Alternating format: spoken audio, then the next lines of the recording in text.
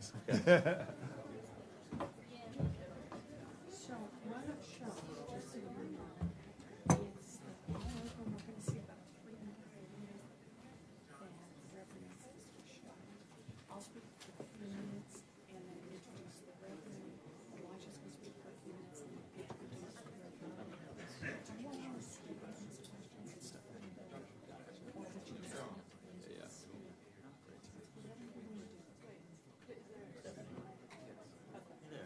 I should be okay. I should be okay.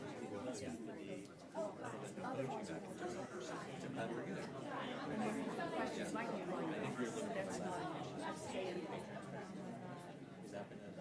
Okay. I know you do. You sure you do? So, Yeah. ask her to see if you want. Okay, so if you don't. Yeah, let us know, but it's not. Okay, that's it. Four, because she's reading a statement. And yes.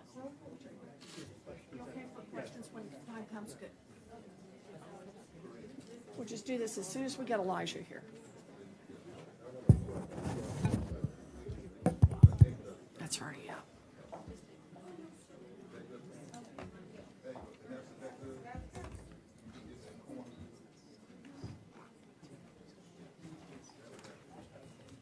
So there's the run of show.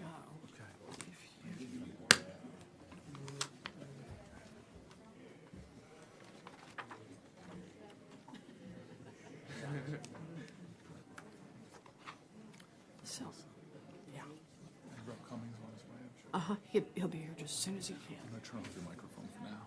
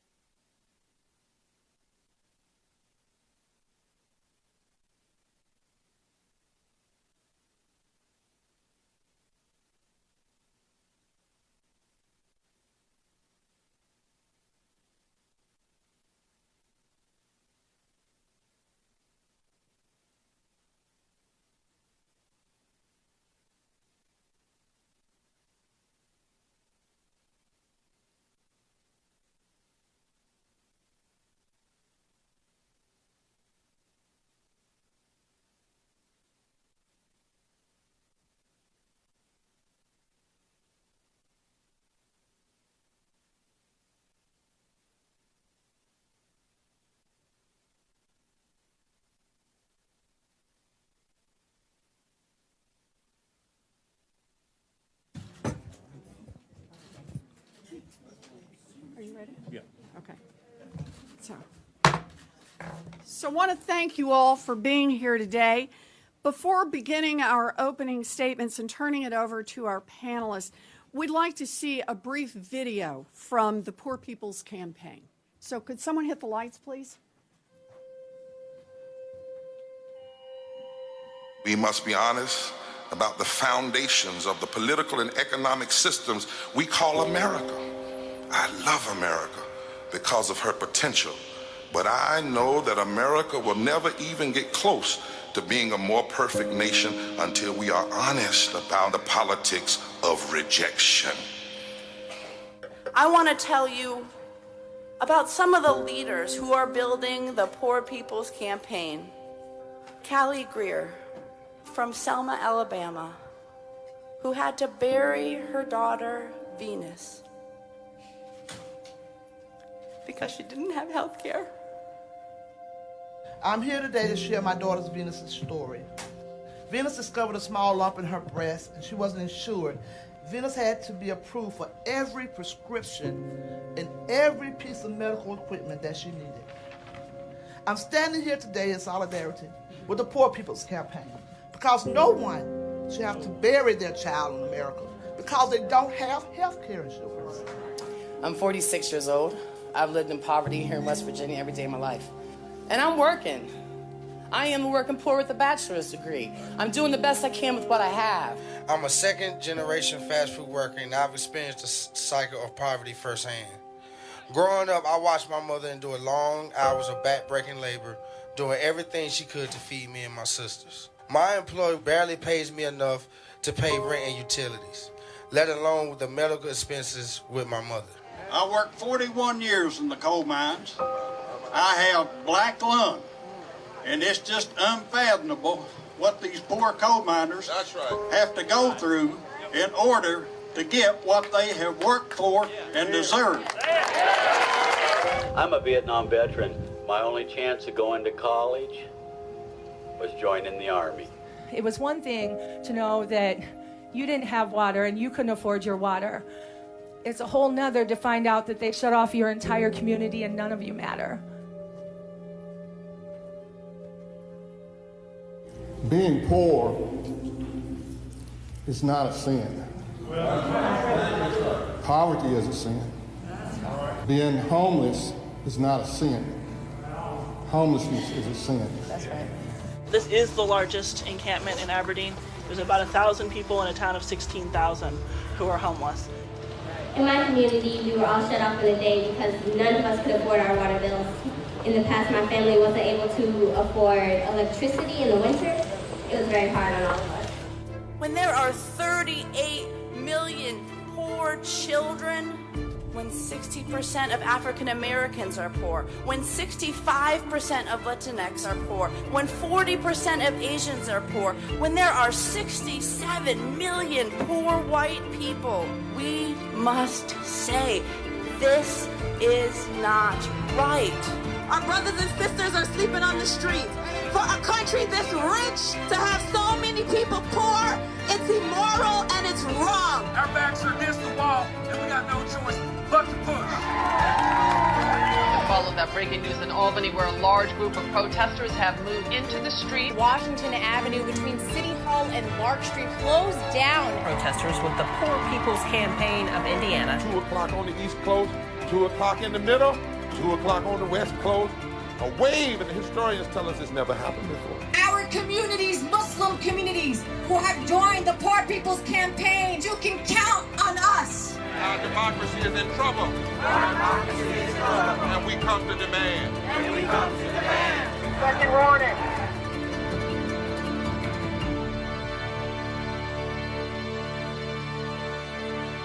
We are demanding that we stop the war on our poor. This wall is wrong. It is sinful. $40 billion going into this wall, not into health care. What we're trying to preserve and what we're trying to do is to protect the water, it's to protect the land, it's to protect the environment. I'm trying to get my generation involved. We are in a fight for our lives. I will march, protest. I will plant my seeds in good ground. I will vote. It's not about the Democratic Party or the Republican Party. It's about the very soul and heart of this nation.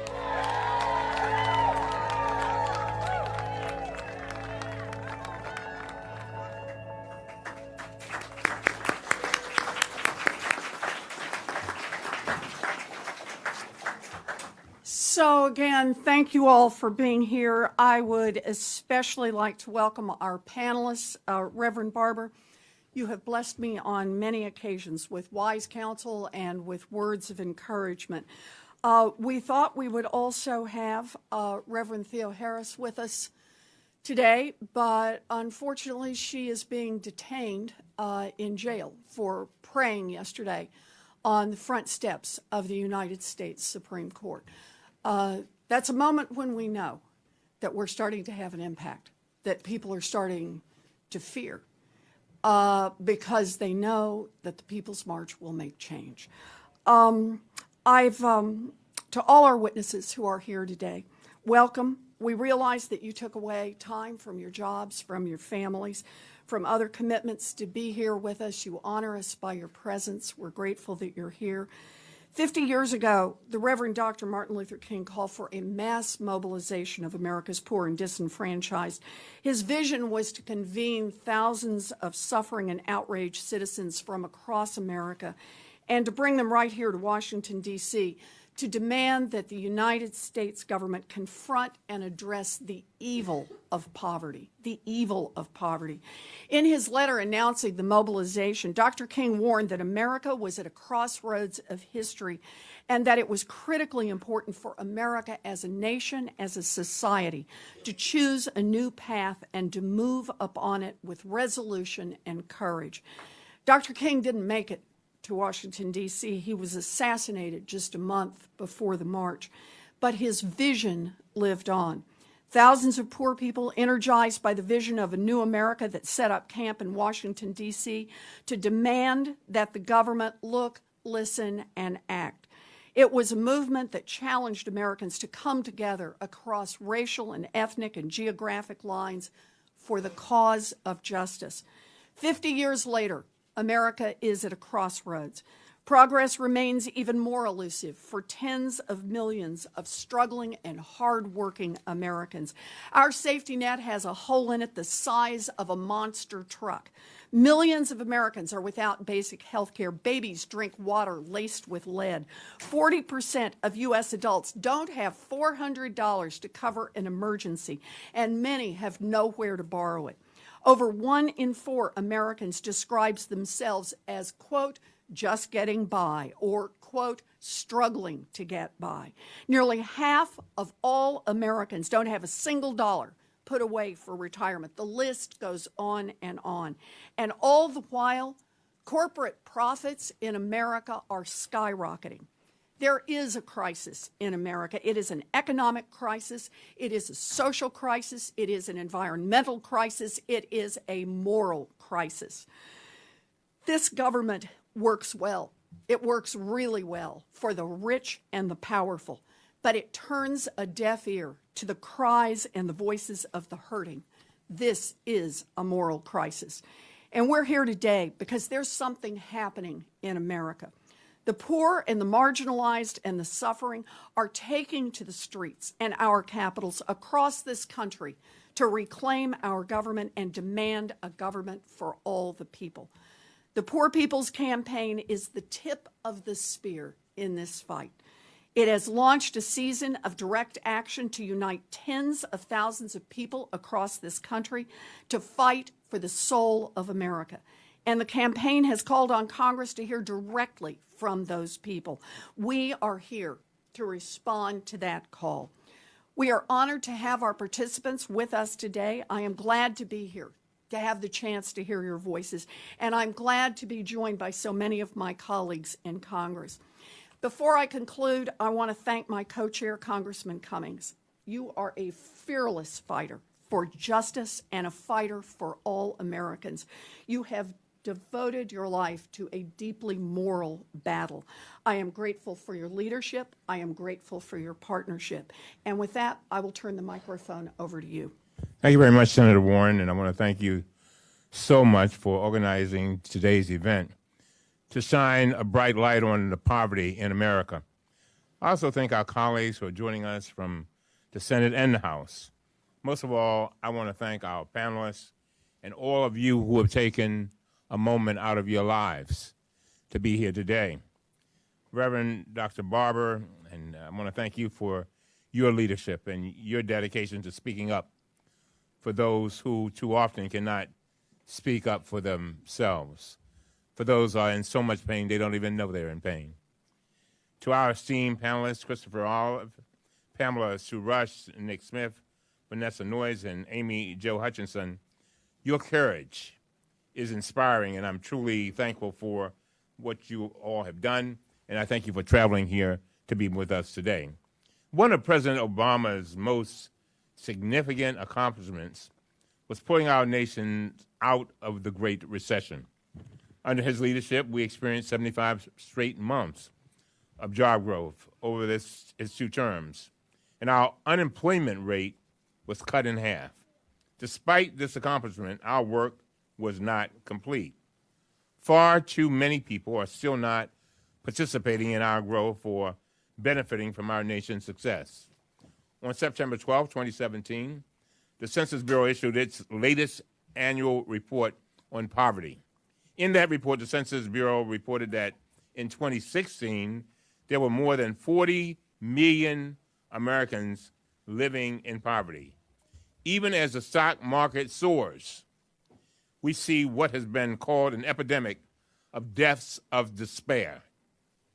These deaths from drug overdoses, alcohol-related liver failure, and suicide are preventable, but they are increasing so rapidly that life expectancy in the United States has actually fallen over the last 2 years.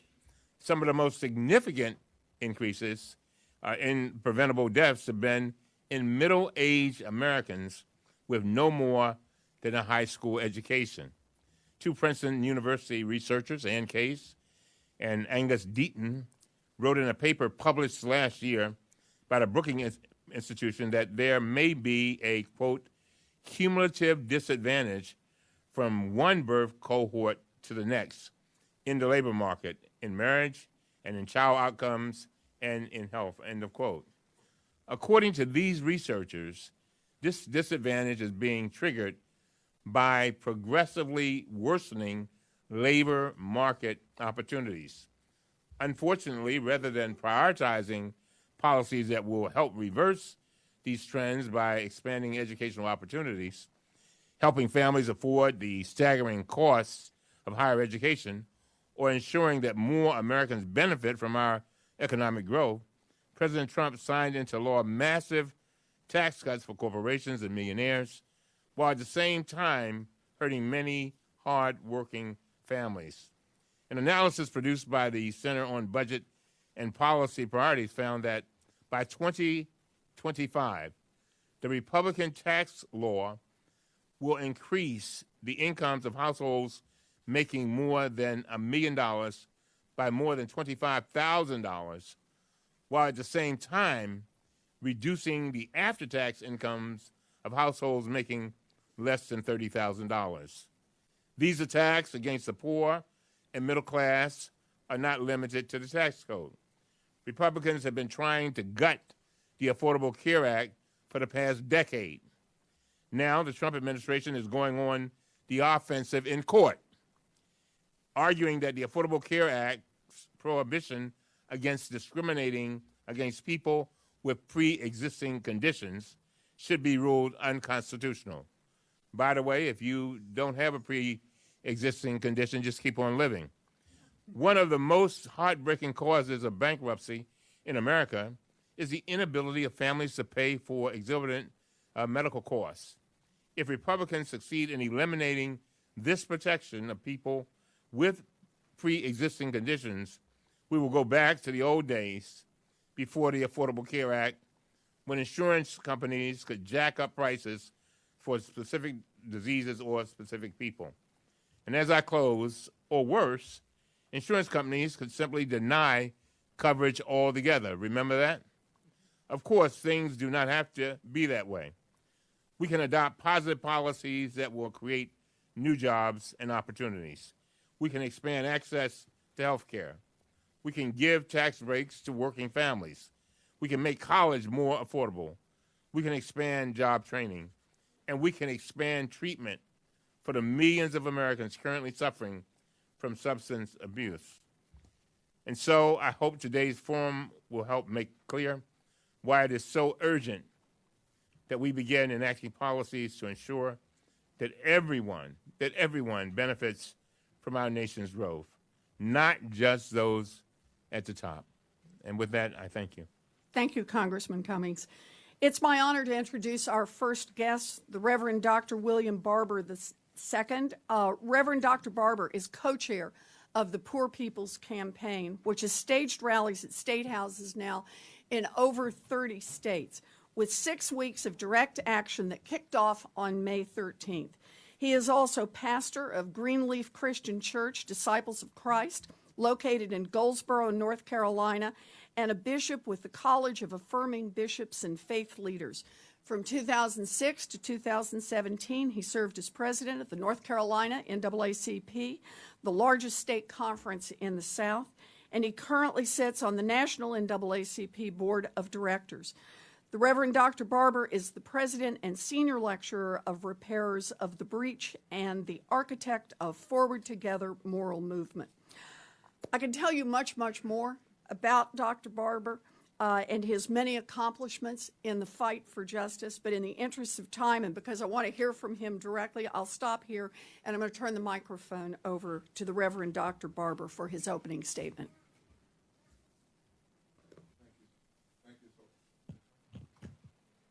Testing. All right. Thank you so much, Senator Warren and Representative Congressman Cummings and all of my friends here, Senator Sanders, Senator Booker, Representative Lee. I do want to make a slight adjustment. Reverend Dr. Liz Theo Harris, who is our co-chair of the Poor People's Campaign, a national call for a moral revival, is in jail, fortunately, because her and 8 other people, along with more than 80 of us, nearly 100 of us yesterday, were arrested in the streets, and they chose to pray on the steps of the Supreme Court on June the 11th, which was the 55th anniversary of when John Kennedy declared that civil rights was a moral issue. That was the same day this court, in a 5-4 vote, rolled back voting rights again. And today we're here on June 12th, which would be the night Medgar Evers would be being shot 55 years ago. Karina Gore has come in her stead. They've been in jail all night long, but Karina Gore is here. She's with the Center for Earth Excellence at Union, and I want to ask her to present Reverend Dr. Liz Theo Harris's presentation first. Thank you so much.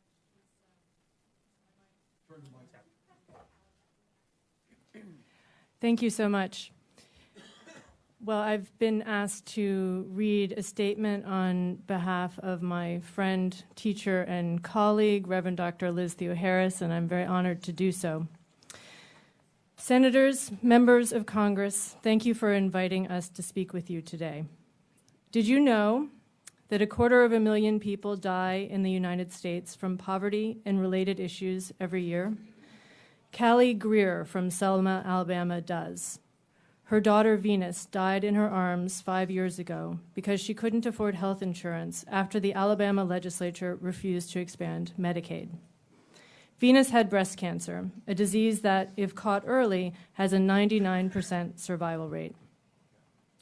Did you know that nearly 3.5 million Americans live in shelters, transitional housing centers, and tent cities?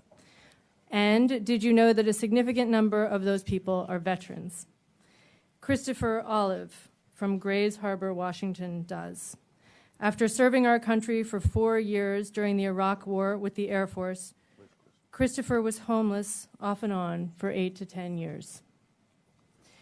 Did you know that 13.8 million families in this country cannot afford water, and that poor rural communities face the additional problem of lacking access to piped water and sewage systems to begin with? Just ask Pamela Sue Rush from Lowndes County, Alabama. Pamela has to live with mold in her trailer while her 9-year-old daughter has to use a CPAP machine. Ladies and gentlemen, these are the faces behind the statistics. These are the men and women directly affected by the laws passed in these hallowed halls. You'll hear more directly from them shortly. But I'd like to address you from my position, speaking as Reverend Dr. Liz Theo Harris, in her stead, as a member of the clergy and co-chair of the Poor People's Campaign. For over 20 years, on nearly a weekly basis, I have heard people quote Matthew 26:11. The poor will be with you always, to blame the poor for their poverty, to justify inaction in the face of growing poverty and misery, and to claim that if God wanted to end poverty, God would do so. This passage led me to seminary and biblical scholarship, and eventually to write a book on these misinterpretations. Some of the only preachers I hear talking about poverty are those who condemn the poor as sinners. Very few people talk about poverty itself as a sin against God that could and should be ended. Indeed, that line from Matthew 26:11 is what evangelical leader Jim Wallis calls the most famous Bible verse on poverty. I hear echoes of this verse when I read Dr. King's statement on true compassion from his sermon at Riverside Church on April 4th, 1967. When Jesus says, "The poor will always be with you," he is actually quoting Deuteronomy 15, which says that there will be no poor person among you if you follow God's commandments. To forgive debts, release slaves, pay people fairly, and lend money, even knowing you won't get paid back. Deuteronomy 15 continues that because people will not follow these commandments, the poor will never cease to be in the land. Thus, in this passage and throughout the Bible, Jesus isn't condoning poverty. He is reminding us that God hates poverty and has commanded us to end poverty by forgiving debts, raising wages, outlawing slavery, and restructuring society around the needs of the poor. He is reminding the disciples that charity and hypocrisy will not end poverty, but keep poverty with us always. He is reminding his followers that will soon leave them and is their responsibility to continue the quest for justice. That he will soon leave them, and it is their responsibility to continue the quest for justice. For anyone who claims to be a person of faith, this is our charge. The Poor People's Campaign, a national call for moral revival, is continuing this quest for justice. After 2 years of traveling to some of the most impoverished communities, we've met men and women like the ones you will hear from today who are fighting for change in their communities. We've been organizing in these places to build a movement for the poor, led by the poor. By listening to us today, you are now moral witnesses to our movement, and we hope you will see that poverty is not a constant, it is not a necessity. Poverty is a political creation that can be eradicated if we have the will to do so. The men and women sitting behind me and beside me today give me the will to keep fighting toward justice, and I'm certain they will inspire you to do the same.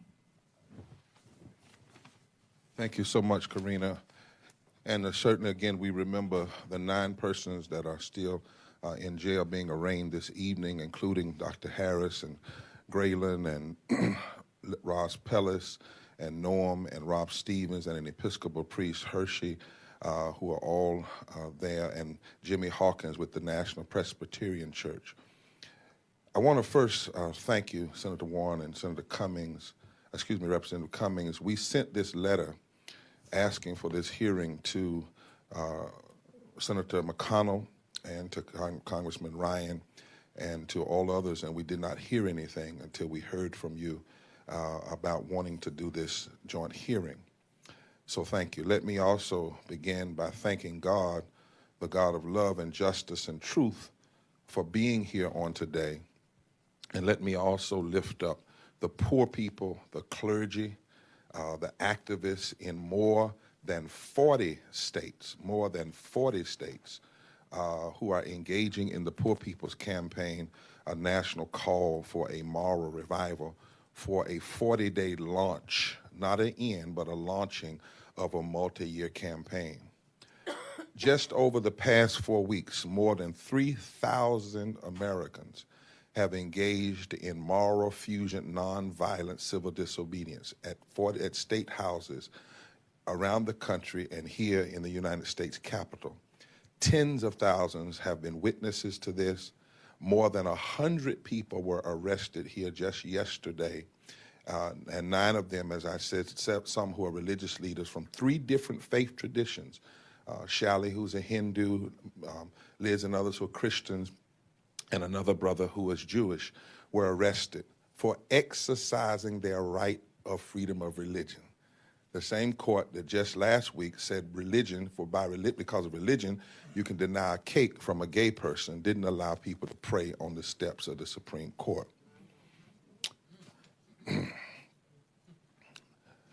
I tease folk I would have been there, but I drew the card to lead those who took the street and to make sure we had at least one person to be here this evening. Tomorrow I leave for Kentucky, where Governor Matt Bevin has blocked citizens and coal miners from even entering their state house. Then on to Detroit and Chicago for a Chicago poverty tour to stand with our organizers there before heading on Saturday to the Global Labor Council and Unity Council in Liverpool, England, where workers from 101 nations are acknowledging their unity with the Poor People's Campaign, a national call for a moral revival.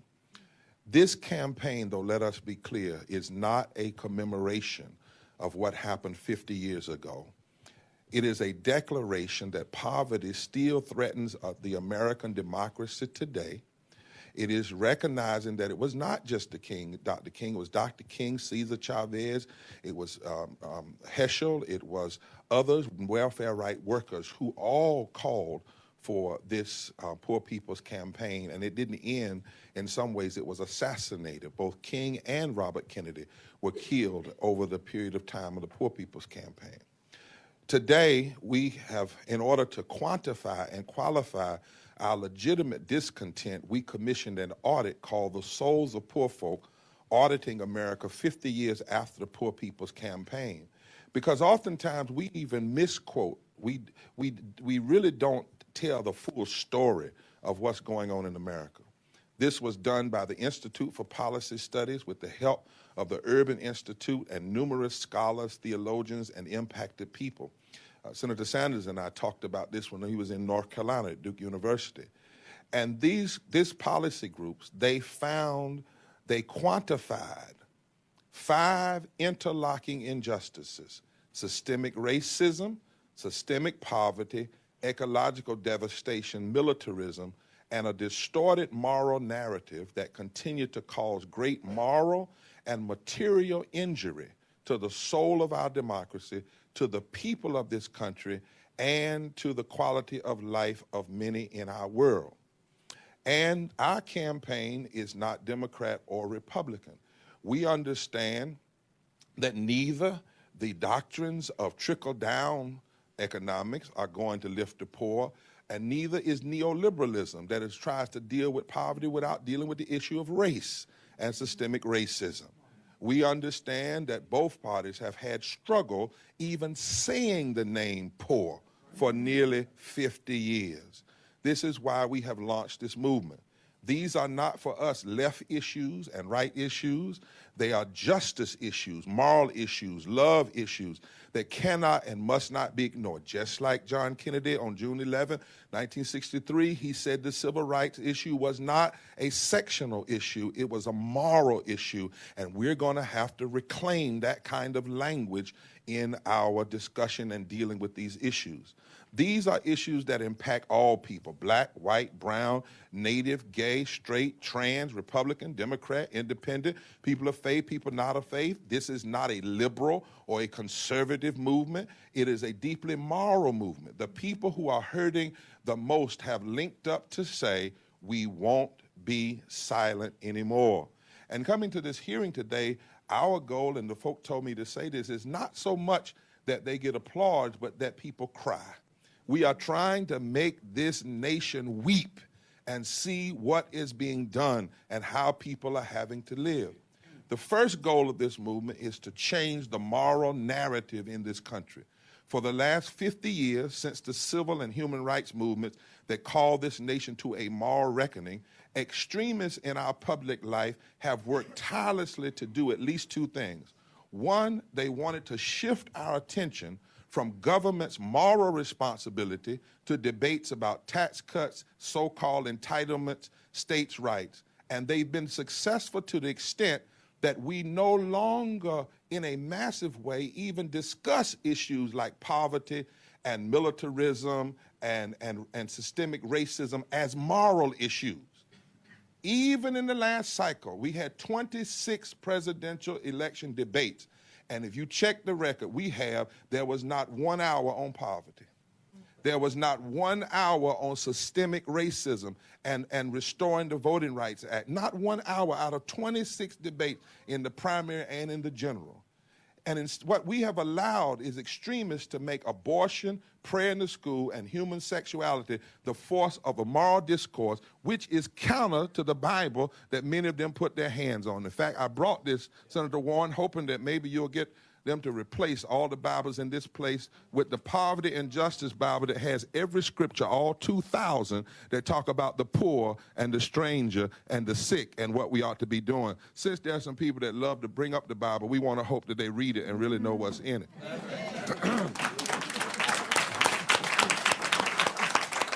Number two, by narrowing our scope of moral concern, these extremists have tried to pit black, brown, and poor white people against each other, which is not a new thing, especially in some parts of the country where the balance of power could change and the nation could change radically if black, brown, and poor white people became allies.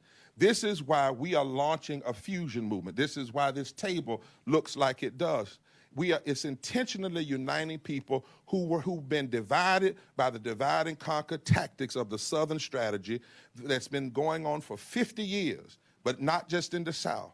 So from Alabama to Alaska, from California to the Carolinas, from Arizona to Arkansas, from Maine to Mississippi, from the coal mines of Kentucky to the bayous of LA, from Milwaukee to Wisconsin to Marks, Mississippi, people are coming together to say that if the extremists are cynical enough to work together to take health care, to take resources, to block living wages, we ought to be smart enough to come together and change the nation's moral narrative. Now, we've launched this movement with 3 tactics. First, moral fusion, nonviolent civil disobedience, to drive attention. Because right now you can look at the TV for a whole month, you can read the paper for a whole month and never see anything about poverty, anything about the poor. You can hear about the middle class, the military, but never about the poor. Number 2, we're going to do mass targeted voter mobilization, all of the people that are organizing across the country, and then mass power building from the bottom up. We know what we want to focus on. Our agenda is clear. It is clear. Here is the agenda. Number 1, under systemic racism, we demand the immediate full restoration and expansion of the Voting Rights Act, an end to racist gerrymandering and redistricting. We want early registration of 17 and 18-year-olds. We want registration to vote at age 18. If we can be drafted for war at 18, we ought to be able to vote automatically at 18. Early voting in every state, same-day registration, and the enactment of Election Day as a holiday. Now, why? Because that's racism. Voter suppression. Racism is not just Roseanne Barr and her words. Racism is about policy. And too often in this country, when we start talking about racism, we get stuck on words and not the works of racism. The words of racism is what Barr is doing. The works of racism is trying to appoint Thomas Farr from North Carolina to the federal bench, who has a history of racism. We have a little map that we like to show real quickly, and I'm almost through it when they bring it up, because it shows something on this map that we are showing around the country that's helping people understand why you can't deal with poverty if you don't deal with systemic racism. That map shows all the states that have participated in voter suppression laws since 2010. Note that this is before the current administration, because all our problems didn't just start with this administration. That's 2010. Next map. That shows the states that have the highest child poverty. If you go back, and we'll give it to you, and look, the same states that have the worst voter suppression have the worst child poverty. Next one. The same states that have the worst voter suppression have the worst poverty rates. Next one. The same states that have the worst voter suppression have the states without living wage legislation. Next one. The same states that have the worst voter suppression also have the lack of LGBTQ non-discrimination laws. So what do we learn from those maps quickly? It is that there are people who are engaging in massive racialized voter suppression. They get elected by using racialized methods of voter suppression, but then when they get in office, they hurt mostly poor white people. Mostly poor white people, because there are more poor white people than there are numerically than there are black people and brown people, not as a percentage of race, but as in terms of raw numbers. We demand an end to placing persons on the federal bench who have a record of standing against voting rights. We demand clear and just immigration system that strengthens our democracy, because denying just immigration is racism. We demand that the First Nation, Native Americans, and Alaskan Native people retain their tribal recognition as nations, not races, and that they are protected, and we finally fulfill our promises to First Nation people, because not to do that is racism. We demand an end to mass incarceration and the continuing inequalities for black, brown, and poor white people, and we demand that we fight the resegregation of our public schools that doesn't just resegregate bodies, but resegregates budgets and also resegregates curriculums. Under systemic poverty, we demand the immediate implementation of a federal and state living wage laws, 15 and a union as a minimum. We want basic guaranteed annual incomes, full employment and the right of workers to join unions. We demand an end to anti-union, anti-worker laws. And one of the reasons we're doing it is because Brother Sturgill, where is he? Brother Stanley Sturgill, who's a coal miner from Kentucky, said we better do it. Where is he at? Guy in the chair, come on up here. Brother Sturgill, he's a coal miner from Harlan County, USA. And he said if there's going to be a poor people's campaign, you have to demand that we end anti-union, anti-worker rights law. We demand fully funded welfare programs for the poor and an end to the attacks on SNAP and HEAP and other vital programs. We demand equity in education, ensuring that every child receives a high-quality, well-funded, diverse public education. We demand an end to resegregation of our schools. We demand the expansion of Medicaid in every state and single-payer health care for all. Now, why is that? Why is that? Is it just because it's an idea from Reverend Barber or an idea from Senator Sanders? No. Margie Starch, who's a Republican. Where is she, Margie? Margie's here, got arrested last week. Her brother-in-law died because of the lack of health care. He was a cook in a facility taking care of older people, and he died. And Margie's a Republican. Get her a seat up there. Well, okay, well, they said you were. Okay. Somebody told a story on you anyway. But anyway, Margie said that she wants, but we also do have in our movement, even Republicans and others who are saying that health care should be a fundamental right. We also demand fully funded public resources and access to mental health, professional, and addiction recovery programs. And we demand public infrastructure projects and sustainable, community-based, and controlled economic initiatives for the poor. We also demand the end of the rolling back of fair housing protections at HUD. Those were the very protections that we passed at the death of Dr. King. That's the only reason they got passed. And we demand a repeal of the 2017 corporate welfare federal tax law, and we demand that not only do we challenge how it will hurt the poor, but that we label that as a form of racism, because we have not seen that level of money taken from the backs of working people since slavery took the amount of money it did from the backs of slaves. That's where you got to go back to see a $2 trillion cut.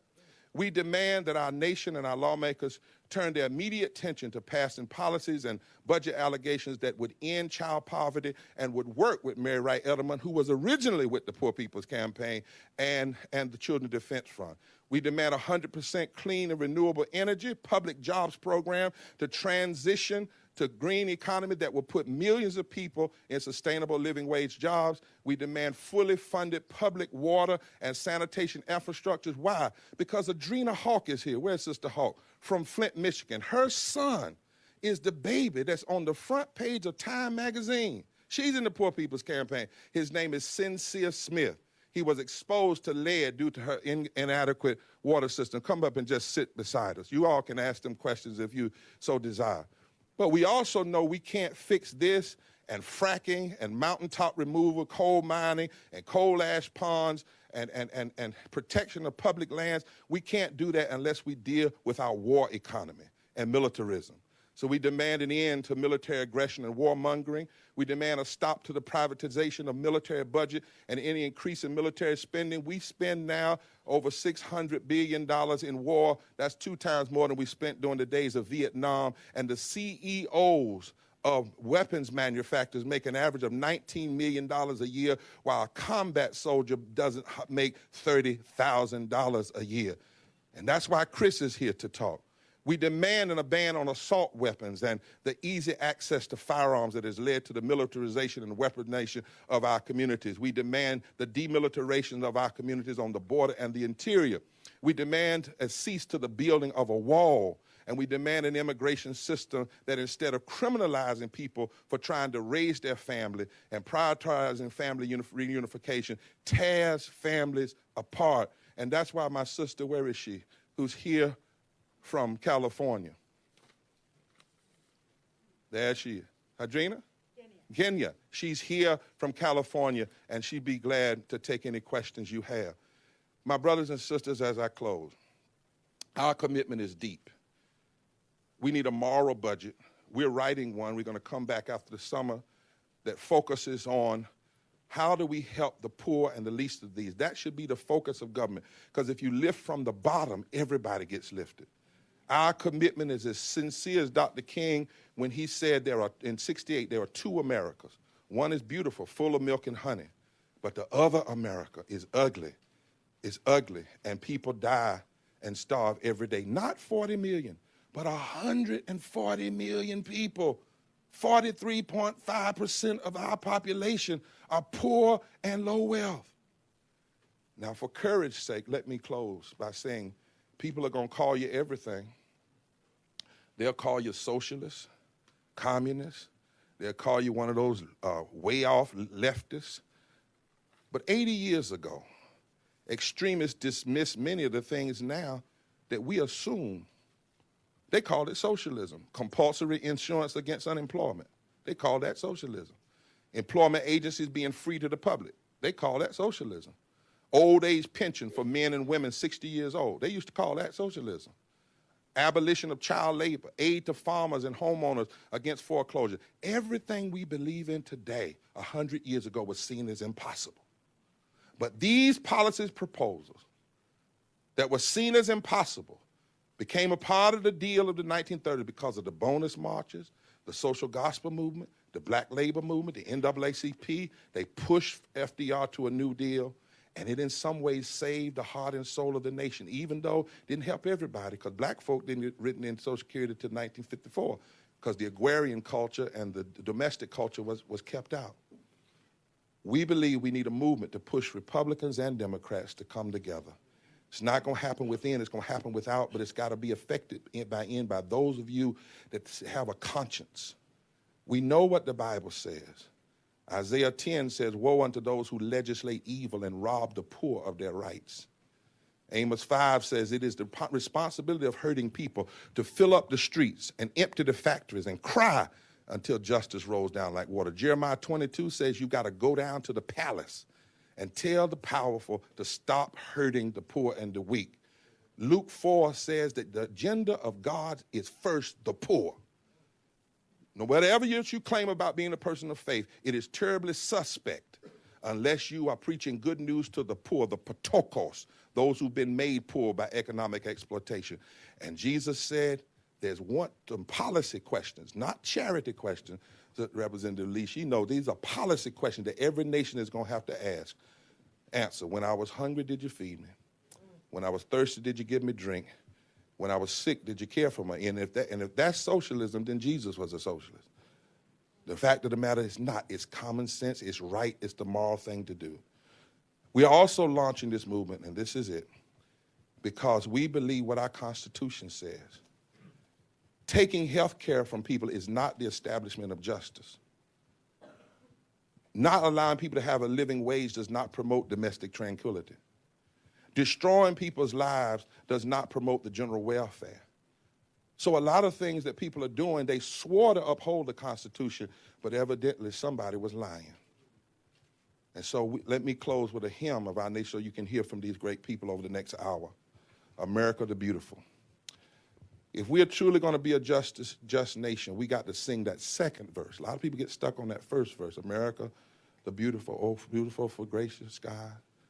But that second verse, it says, oh, beautiful for pilgrims' feet, whose stern, impassioned stress, a thoroughfare of freedom beat across the wilderness. America, America, God mend thy every flaw.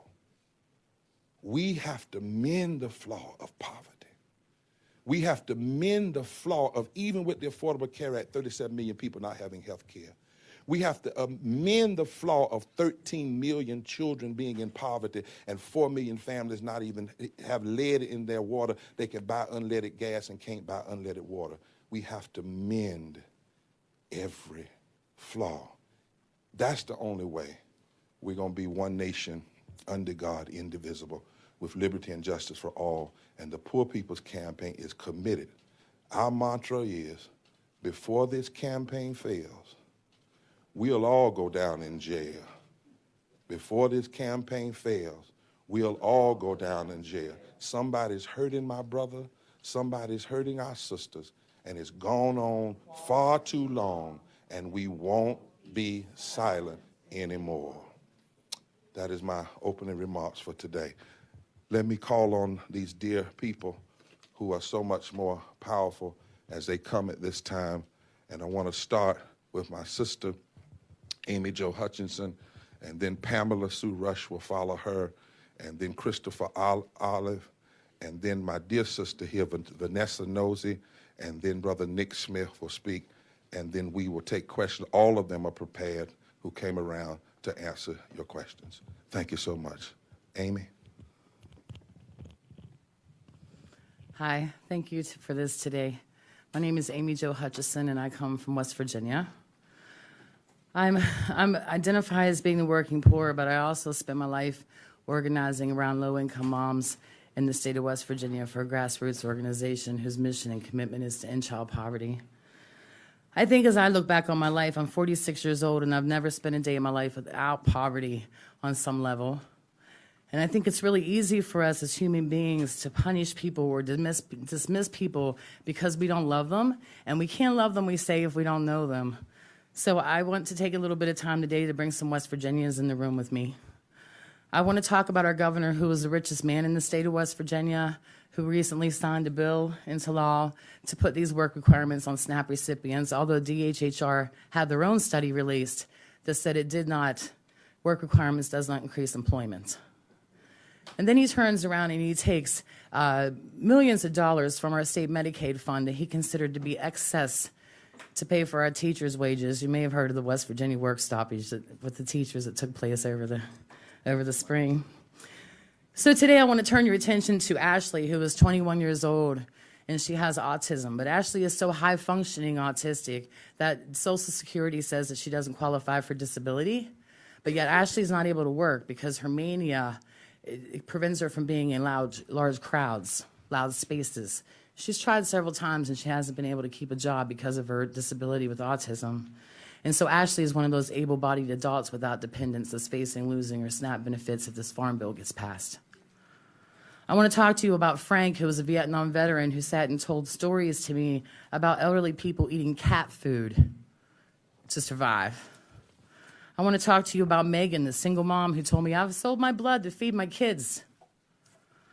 I want you to think about Donna, who runs a food pantry in a rural county in the middle of West Virginia, and her neighbor lady has no one, so she went to the emergency room one night and she said, my neighbor lady coded, she was dead on the table.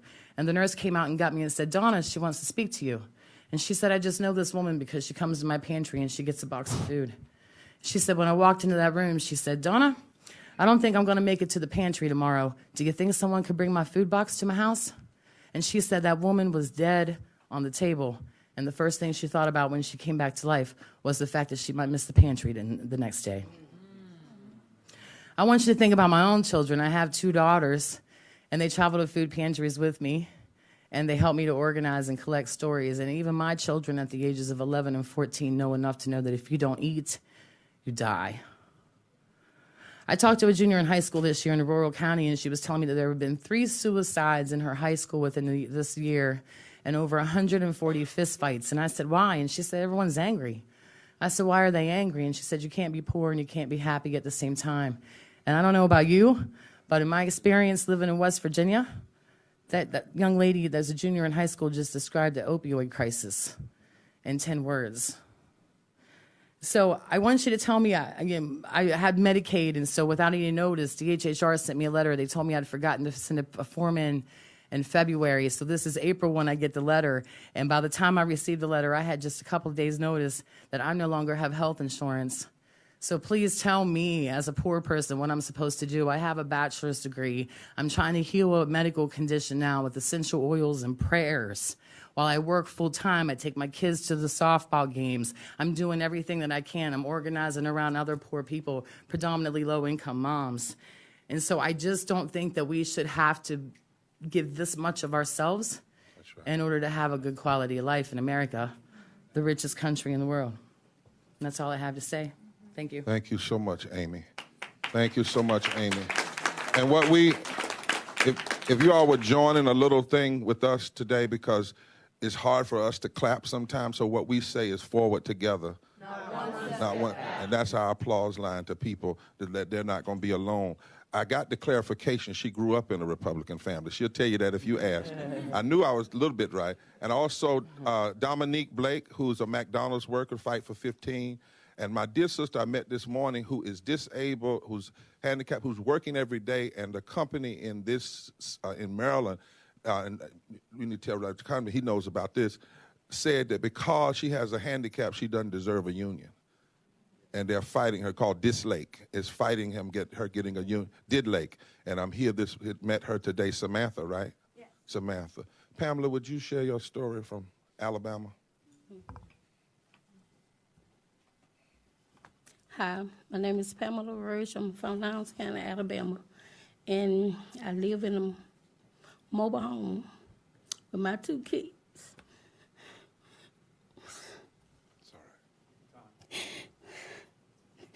They charged me over $114,000 on a mobile home. They're falling apart.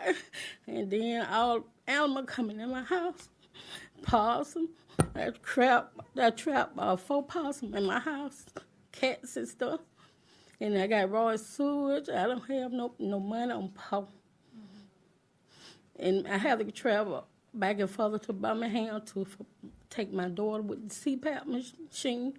Don't have a car and don't have no way to take her. And then we have a high utility bill. And I was paying like $370 a month on the trailer.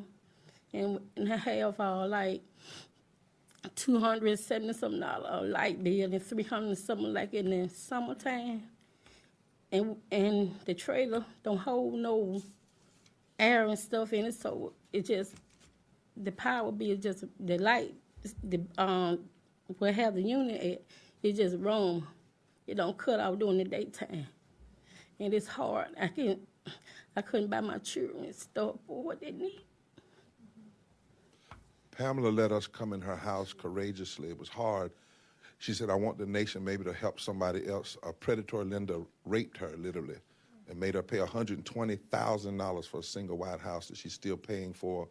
Mold is on the wall. That's why her daughter has CPAP machine at 10 years old. Mold and mildew and stuff in the house. Yeah, and she can't get out of the loan because of the predatory lender. She's in the Poor People's Campaign. She said, I have no place else to go but fighting. Her daughter's in the room, I believe. Yes, she's 10 years old. And she is on a CPAP machine, pre-existing condition, because of the mold that's in this trailer that she can't get out of because of predatory lending in Alabama. Christopher, is it right? Yes, sir.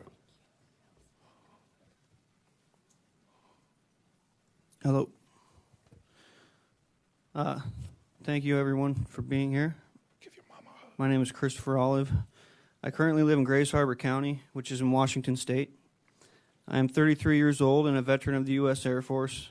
I received an honorable medical discharge in 2007 after 4 years of service due to complications from pancreatitis, which the VA ultimately determined to be a service-connected condition. Upon my discharge, I knew essentially nothing about the science of addiction and how it works in and ultimately changes the brain. I quickly went from taking my opiate-based pain management meds as prescribed to first slowly overusing them and then moving on to taking as many as I could handle, while at the same time watching everything I thought to be of value in my life slowly slip away. Not just material possessions, but really valuable things like relationships with friends and loved ones alike, and my own morals and values. This led to a 10-year period of drug addiction and periodic homelessness, of which the majority I was homeless. I came here today because I saw this as an amazing opportunity to shed some light on the overall lack of education and understanding of most mental and behavioral health issues. From drug addiction to misdiagnosed mental illness, there seems to also be a lack of compassion and humility, or at very least a turning of a blind eye to problem areas in our society. Allowing this to happen has paved the way for things like city ordinances where I live that ban the act of sitting on a sidewalk, which will result in a fine. I believe this type of legislation to be nothing more than a poorly veiled attempt to criminalize homelessness. There is little to no access to treatment facilities, transitional housing, or even affordable housing in Grays Harbor County. This is not because the Great Rivers Behavioral Health Organization that serves Grays Harbor County cannot afford it to expand the treatment services and housing, but due to the fact that they are sitting on $50 million in taxpayer dollars. Their official statement is that they are saving the money for a proposed future administrative building because the powers that be would rather spend that money on the formation of a behavioral health administration in roughly 2 years' time. If this $50 million were spent between the 5 counties in Washington State that Great River serves, that would be $10 million per county.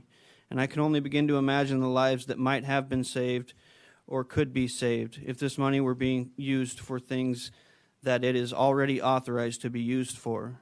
An inpatient treatment facility, a community center, affordable housing, and rental assistance, to name a few. Thank you for your time. Grays Harbor is in Aberdeen. There's forward together. There's 1,000 homeless people in a 16,000 seat county, a city of Aberdeen, and most of them are white and millennial, and we've been there. And also members of the indigenous community that are there, former Marines, people who fought in our wars. They fly the flag. We went there. They would say, "Why are you flying the flag?" She said, "We hope that people will look under the flag and see what's going on underneath." Miss Nosey.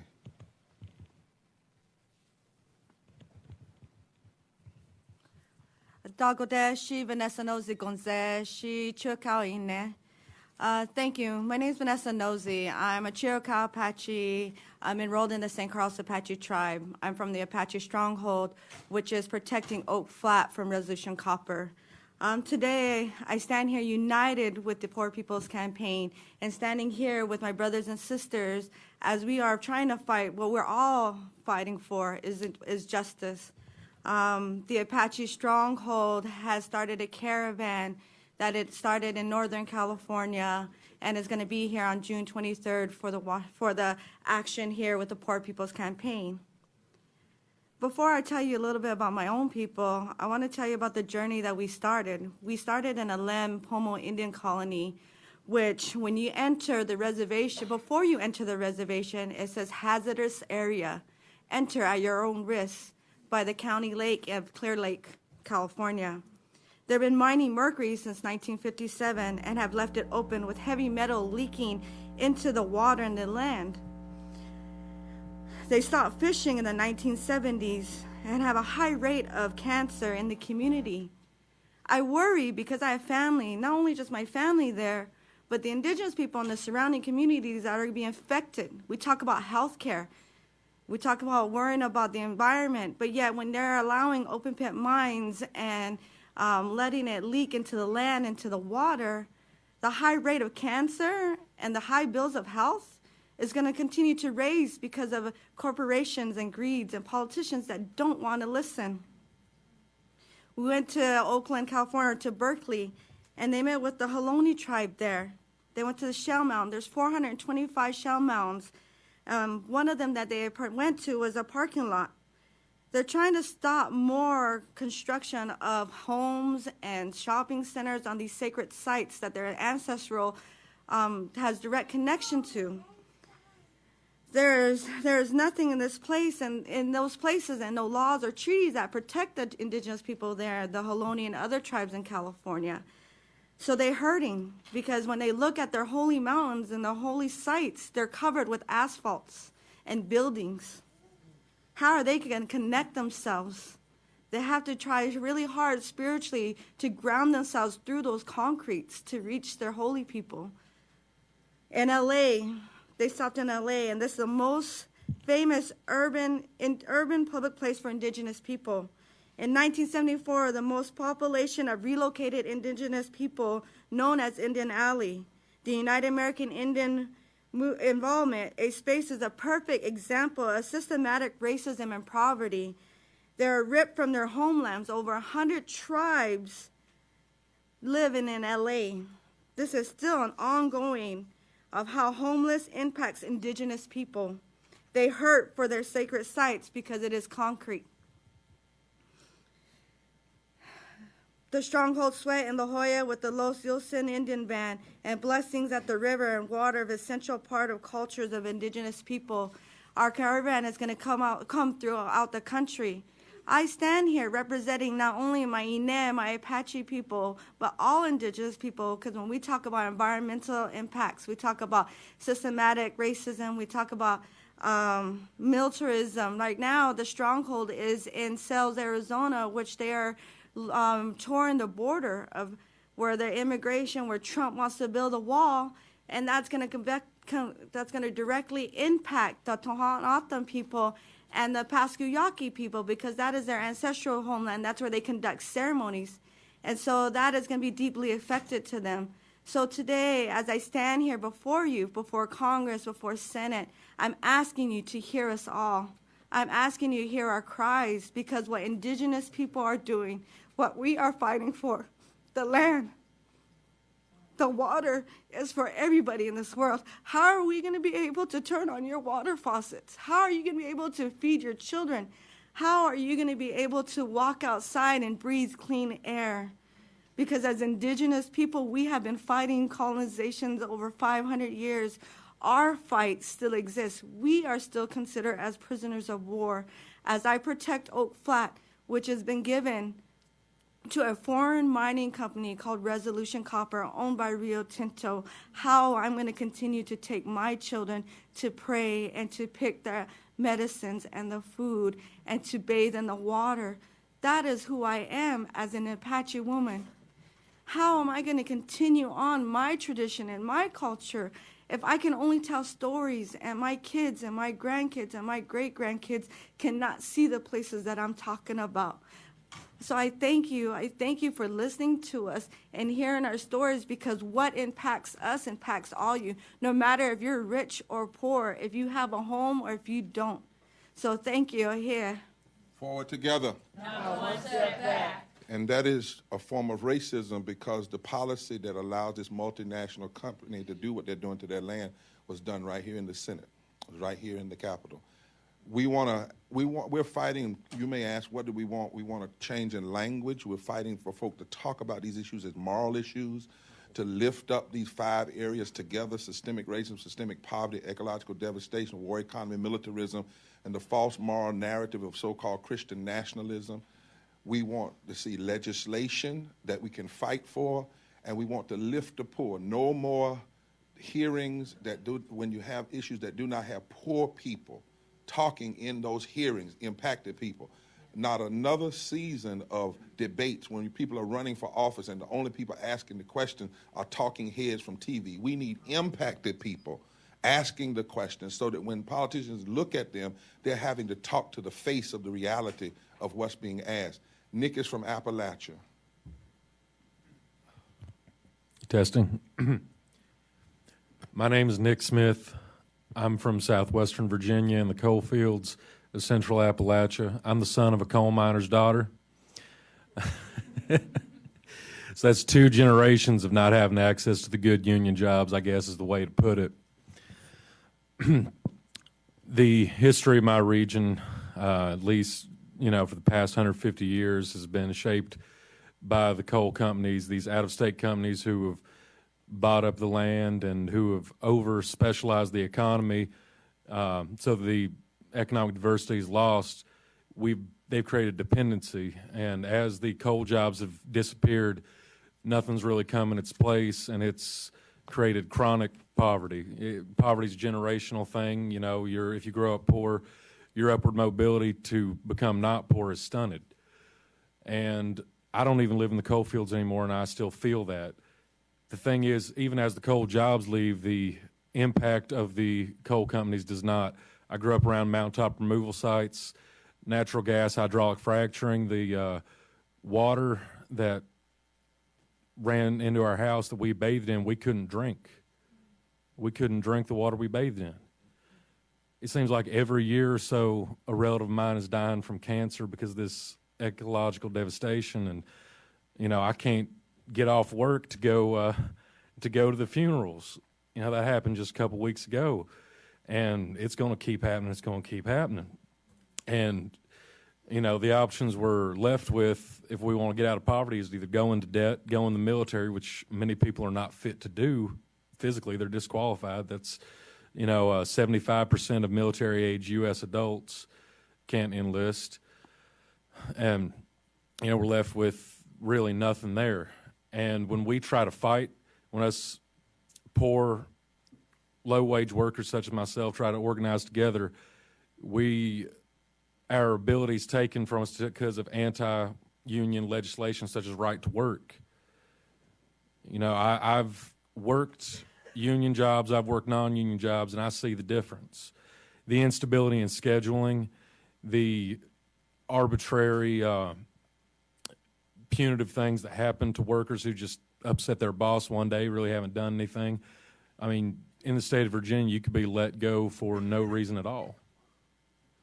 And, I'm here because my papa, he was a union coal miner. He was there at the Pittston coal strike in 1989 when the company decided to cut the health care benefits for retired miners.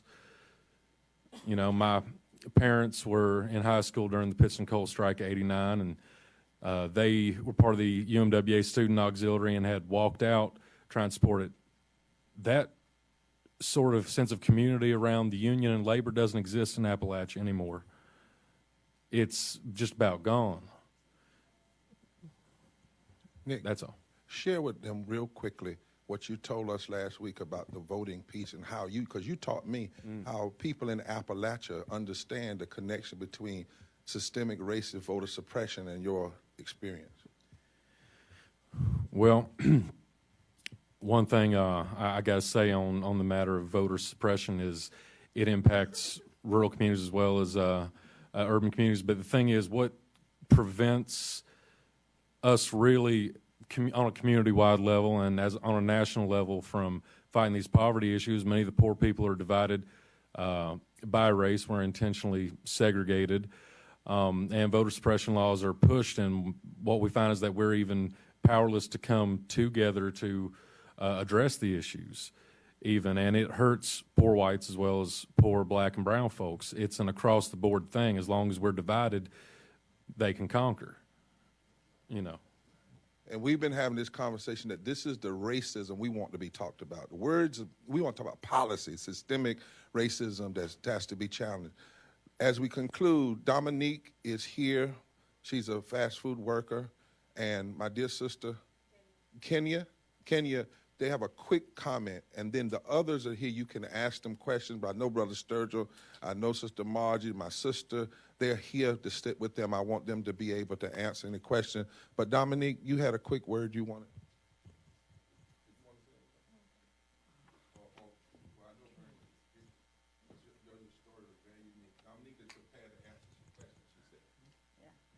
Hello, my name is Kenya Alcocer, and I'm undocumented.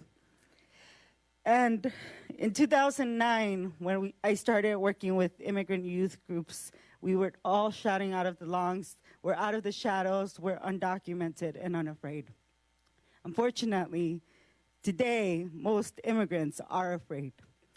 But we're not just afraid of getting deported, we're now afraid of having our children ripped from our arms while we're crossing borders. And the fear, it's not just as an immigrant with deportations, the fear is displacement. I come from Los Angeles where rents are going up every time. We used to rent a one-bedroom apartment with $800. Now it's up to $2,000. Minimum wages aren't going up. Public housing, it's getting attacked on a daily basis, whether it's through privatization or now what they're trying to do, which is a 20% rent increase.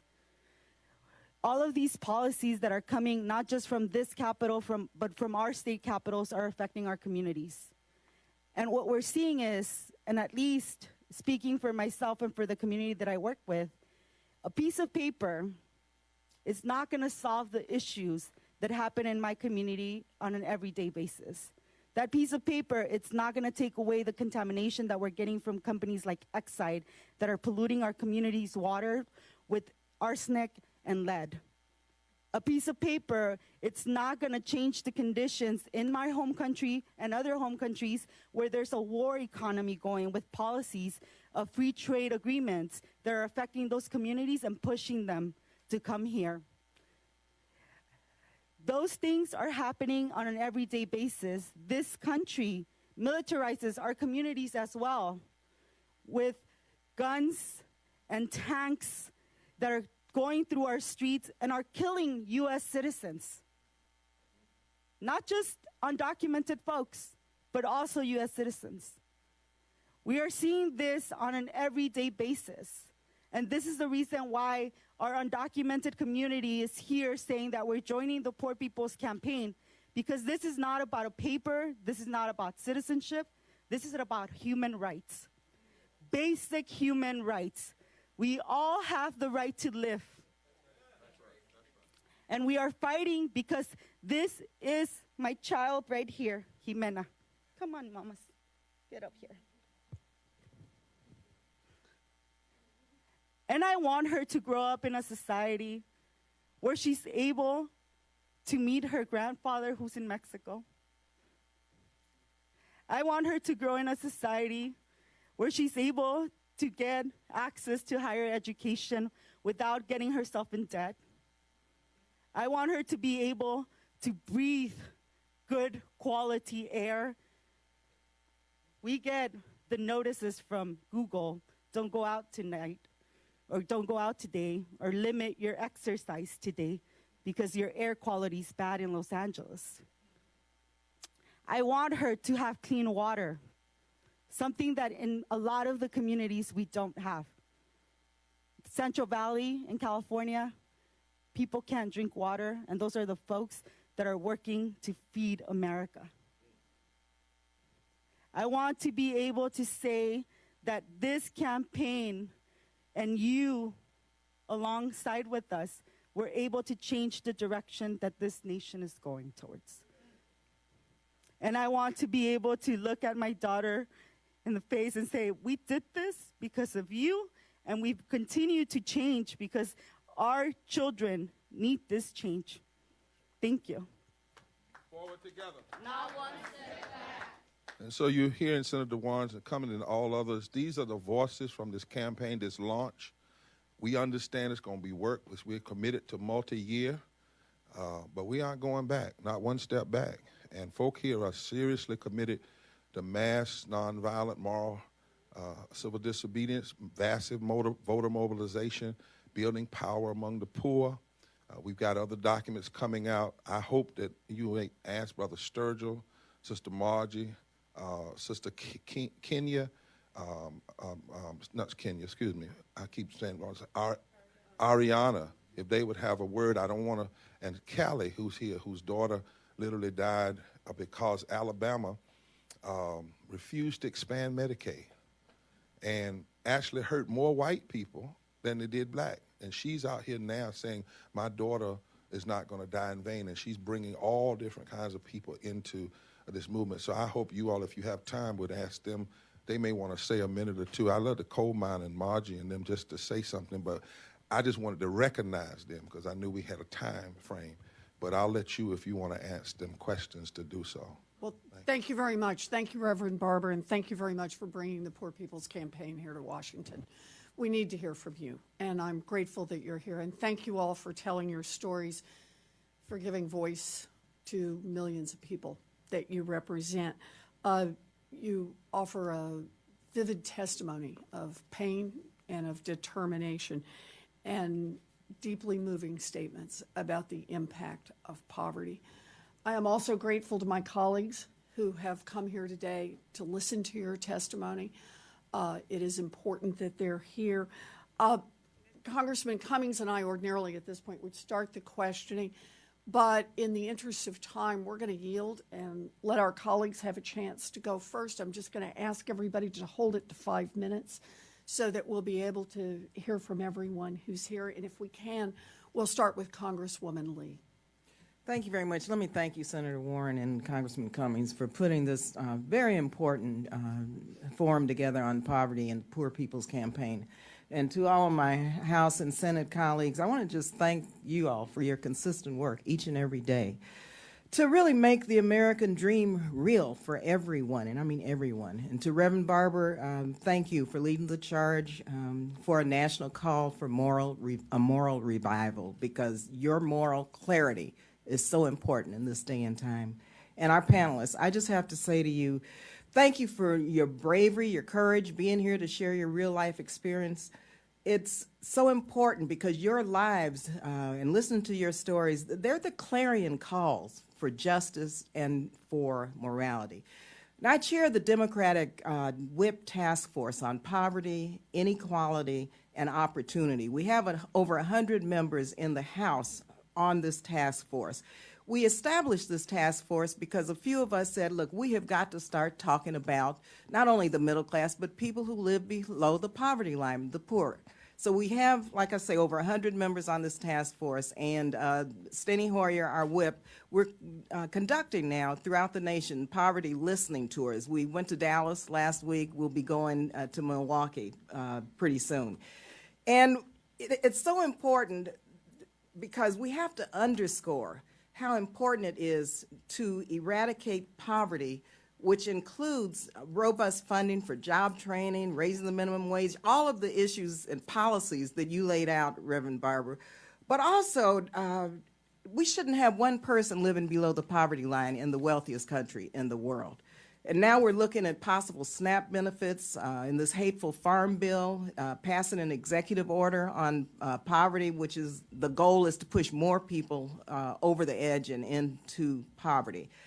And so we know that our anti-poverty programs have worked. Since President Johnson's war on poverty in 1964, we began to reduce poverty, but we abandoned our commitment to the poor. And so I just want to say to you that we've got to do more, and your voices, your work will help us begin to close this gap as it relates to economic and racial inequality, because these are moral issues which are issues that unify us. And I'm reminded of, again, Dr. King's speech, April 1967. He said the three evils are racism, poverty, and militarism. Well, we still have to conquer those three evils. And I think with this fusion movement, I'm optimistic that we can do that. Reverend Barber, you laid out the goals and agenda. I don't know why we just can't accept that as what we need to do in terms of our work here in Congress, from our various committees, from our caucuses, and I sure am going to take back to the House this agenda and have more discussions through our task force. So I just wanted to say thank you. Thank you for your voices. Thank you for your courage. And just ask one question about raising the minimum wage, because we know now, yes, we need to raise the minimum wage, but we need a living wage, because now with the cost of housing, the cost of health care, the cost of transportation, what do you think that would do for your families if, in fact, we talked about not only raising the minimum wage, but moving to a living wage so people can truly live the American dream, which everyone deserves in the wealthiest country in the world? Brother Sturgis, you want to take that question? I'll give you this mic. Let the coal miner have something to say.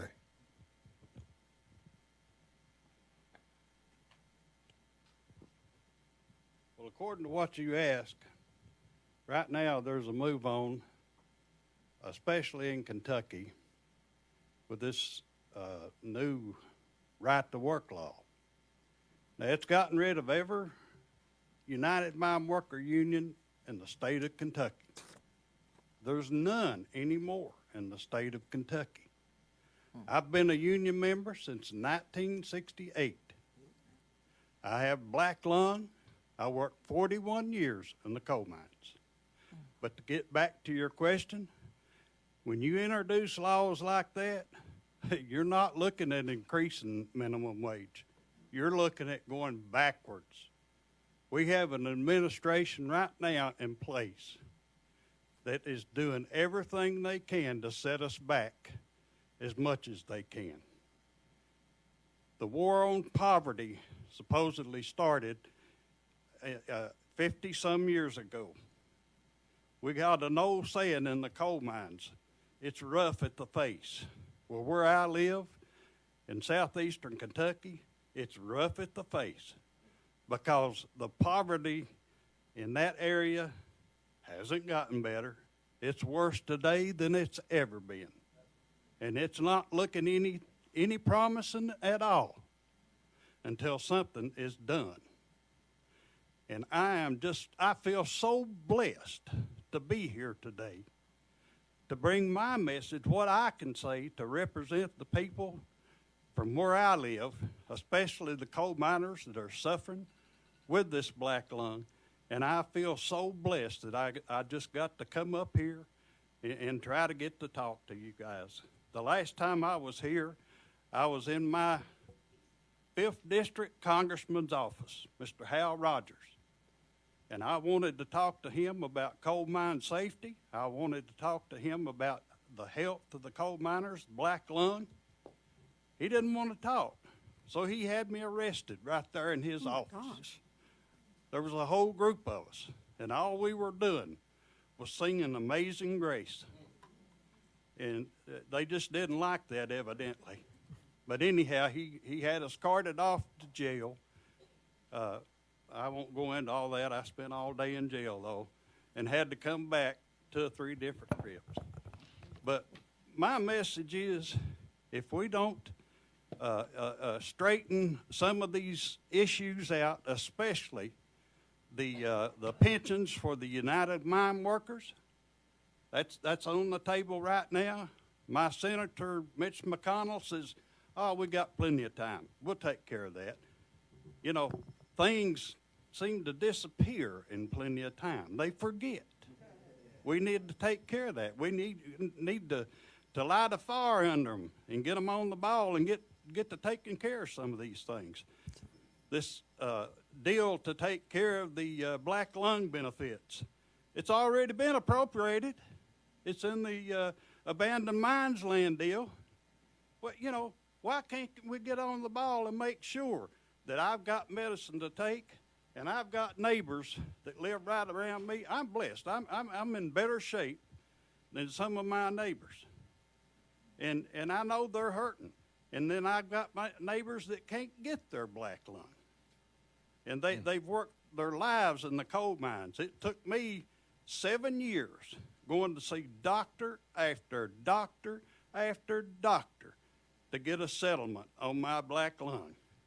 And I finally got it. And I thank the good Lord for that. But I'll hush. I mean, you know, I just wanted to get my message to you. That's right. Thank you very much. This is about restructuring society, my colleagues. That's what this is about, so thank you. And we are pushing 15 and a union and even more than that. And we're going to put a policy out about guaranteed income, basic, because Dr. King said if you don't deal with income and health, you really haven't dealt with the issues of poverty. Okay. Let a couple of those. So I'm going to go to our next one so that we're going to try to stick to 5 minutes here for each one. And if I can, I'm going to ask Congressman Khanna if you'd speak, please. Thank you, Senator Warren, Representative Cummings, for your moral leadership in having this hearing. I have to tell you, finishing my first term in Congress, and I've now been to a lot of committee hearings, but I've never been as moved, not as a politician, just as a human being, hearing your testimony and your statements.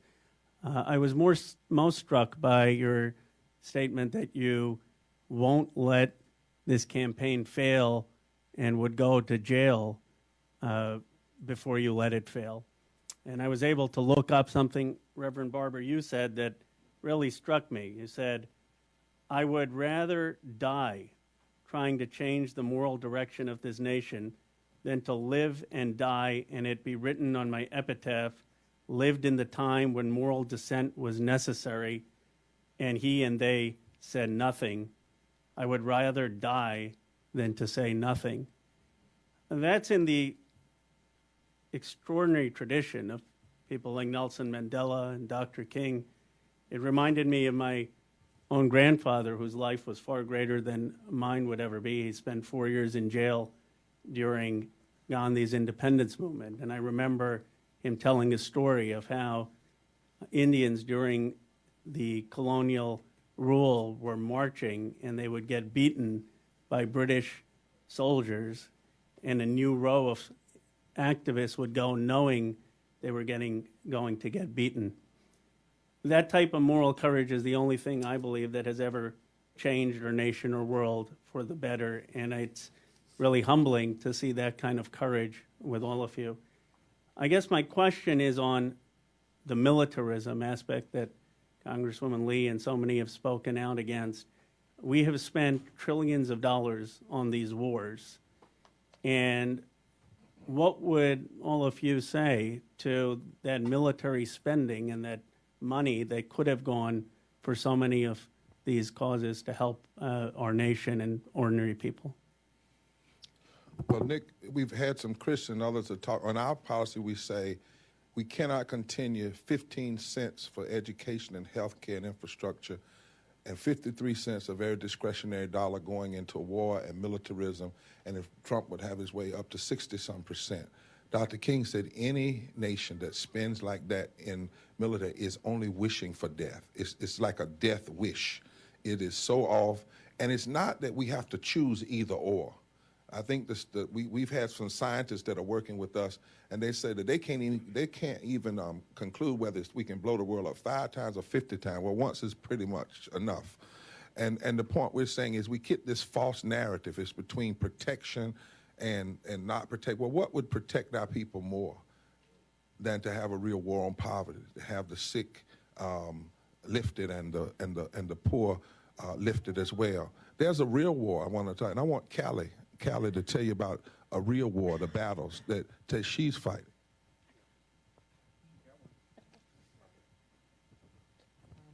Good evening.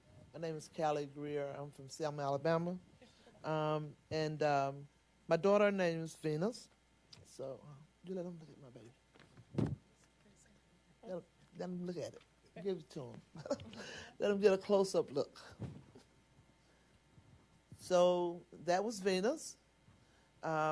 She found a little lump in her breast, and so she wasn't employed and didn't have any health insurance, so she started using the emergency room, is what we do. And so they just kept turning her in and out of the emergency room, telling her, maybe something you bathed in or whatever, just giving her medicine. So she went once, and when the doctor walked in the room, he's like, "What's that smell?" And she's like, "It's my breast. It's rotting." So then they sent her to the cancer center, and she was in the 4th stage of breast cancer. She had a radical mastectomy, chemo, and radiation. She was in remission for about 4 months, and then when she went back, the cancer had spread through her whole body. She had spots on her lungs, on her liver, on her bones. Every piece of equipment that Venus had to have, she had to wait to be approved for it, even though she had 4th stage cancer and had half her chest cut off. So she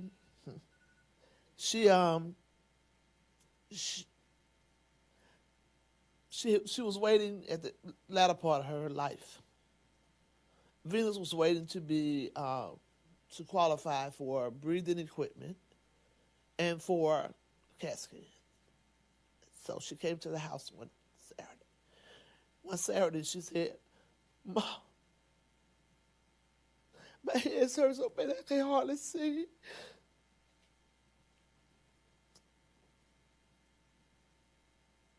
So we took her to the cancer center and they rushed her to the emergency room. And Venus lapsed into a coma.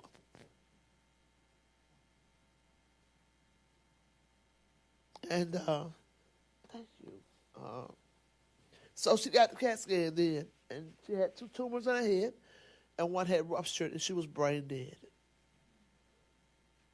And so they put on the machine and everything, and we left that night and went and prayed, and came back and said if she doesn't breathe on her own, we was going to let her go, and so we unplugged the machine. She was gone. So, you know, I tell Venus' story all the time, but I never stop crying because I have to take myself out of myself. So I see this woman sitting there crying, and I identify with her because nobody else should have to bury their baby like that because she didn't have insurance. So, you know, I don't waste my pain. I fight for other people's children because Venus is already gone. That's right. So I do not waste my pain. And I will not be quiet, and I will tell her story wherever I go because this is not right. That's right. Venus is supposed to be alive. That's right. Venus had a little lump in her breast, a little lump. Venus is supposed to be here with us. And Congressman, the reason I would take that question and give it to her, because we don't separate the overfunding of war and the underfunding of health care. See, that's what we're saying. That we're not going to be separated. We're saying there are 5 interlocking injustices. You can't deal with poverty and health care if you don't deal with the war economy and militarism.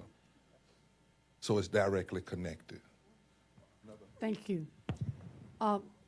Thank you very much, Congressman Khanna. Senator Booker. Thank you very much. I want to thank everybody for being here.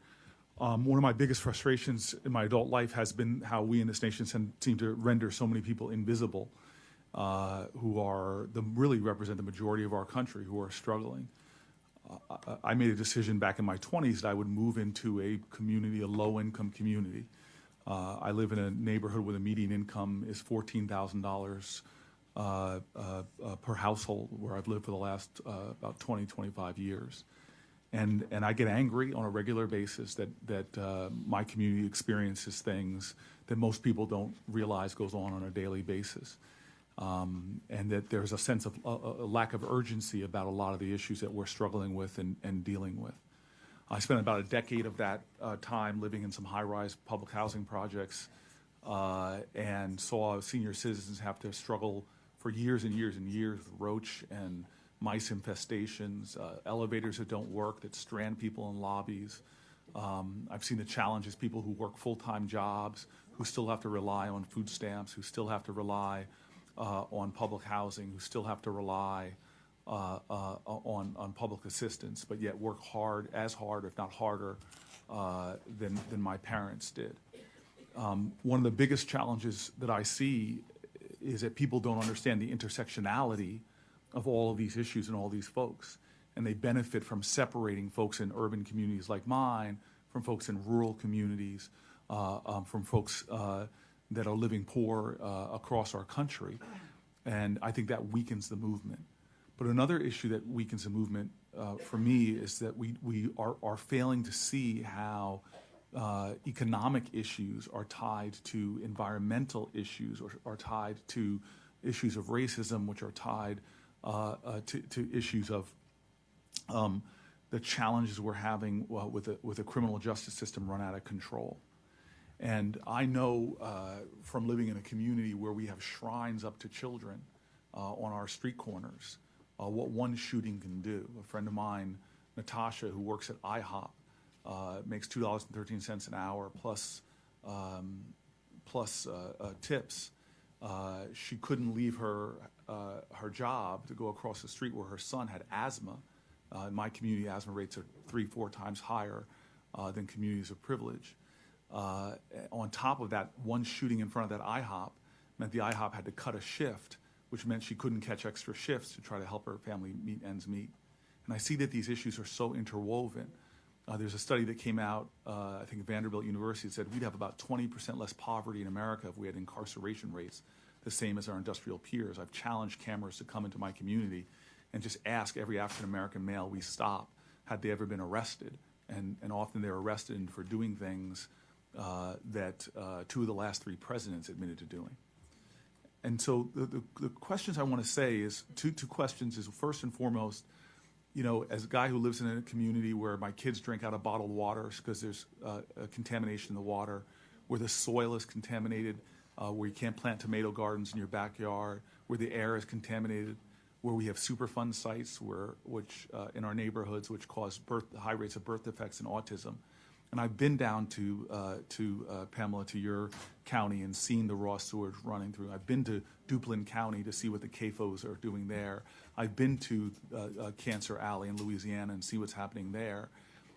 There's often a lack, when we talk about poverty, a lack of talking about environmental urgencies and the high rates of cancers, the high rates of respiratory diseases, the high rates of medical conditions that often disproportionately affect communities like mine, where you have infants being lost at birth, where you have children dying of cancer rates, as you see with African Americans, 10 times higher death rates from cancer. And I'm wondering, as a guy who's pushed forward an environmental justice bill at a time that everybody wants to talk about climate change, what could we be doing collectively to bring these issues out of the shadows, to help people understand that you cannot solve a lot of these other problems unless we're willing to have a candid conversation about the millions, tens of millions of Americans that live, like my community, in environmental disaster zones, often made from corporations who have left these legacies of toxic areas. My name is Ariana Hawk, and I'm from Flint, Michigan. As many of you know, the water crisis in Flint, it made national news. That was 4 years ago. I stand before you here today because 4 years later, our kids are still suffering. We don't have clean water. Our government has turned their back on us, and we're left to just depend on each other. I can't afford to pay the highest water bills in the nation, and on top of that, provide clean water for my kids. I didn't poison them. My government poisoned them. The people in my community, we are all suffering. We are all poor, not because of decisions that we chose to make, but decisions of our government. Our government let us down. You know, so this is like, it's a difficult thing to talk about because you can't imagine being in my footsteps. I have children who have never had the experience of drinking from the tap, using regular water. All they know is bottled water. All they know is not to go near the faucet, not to use that faucet. So it's just difficult. So. Well, and the only thing I'll say, leave, is that I actually can understand where you're coming from. My community has higher blood lead levels in my children's blood than Flint, Michigan. And there's, according to Reuters, there's 1,000 jurisdictions in America with children with blood lead levels where Flint, Michigan is or higher.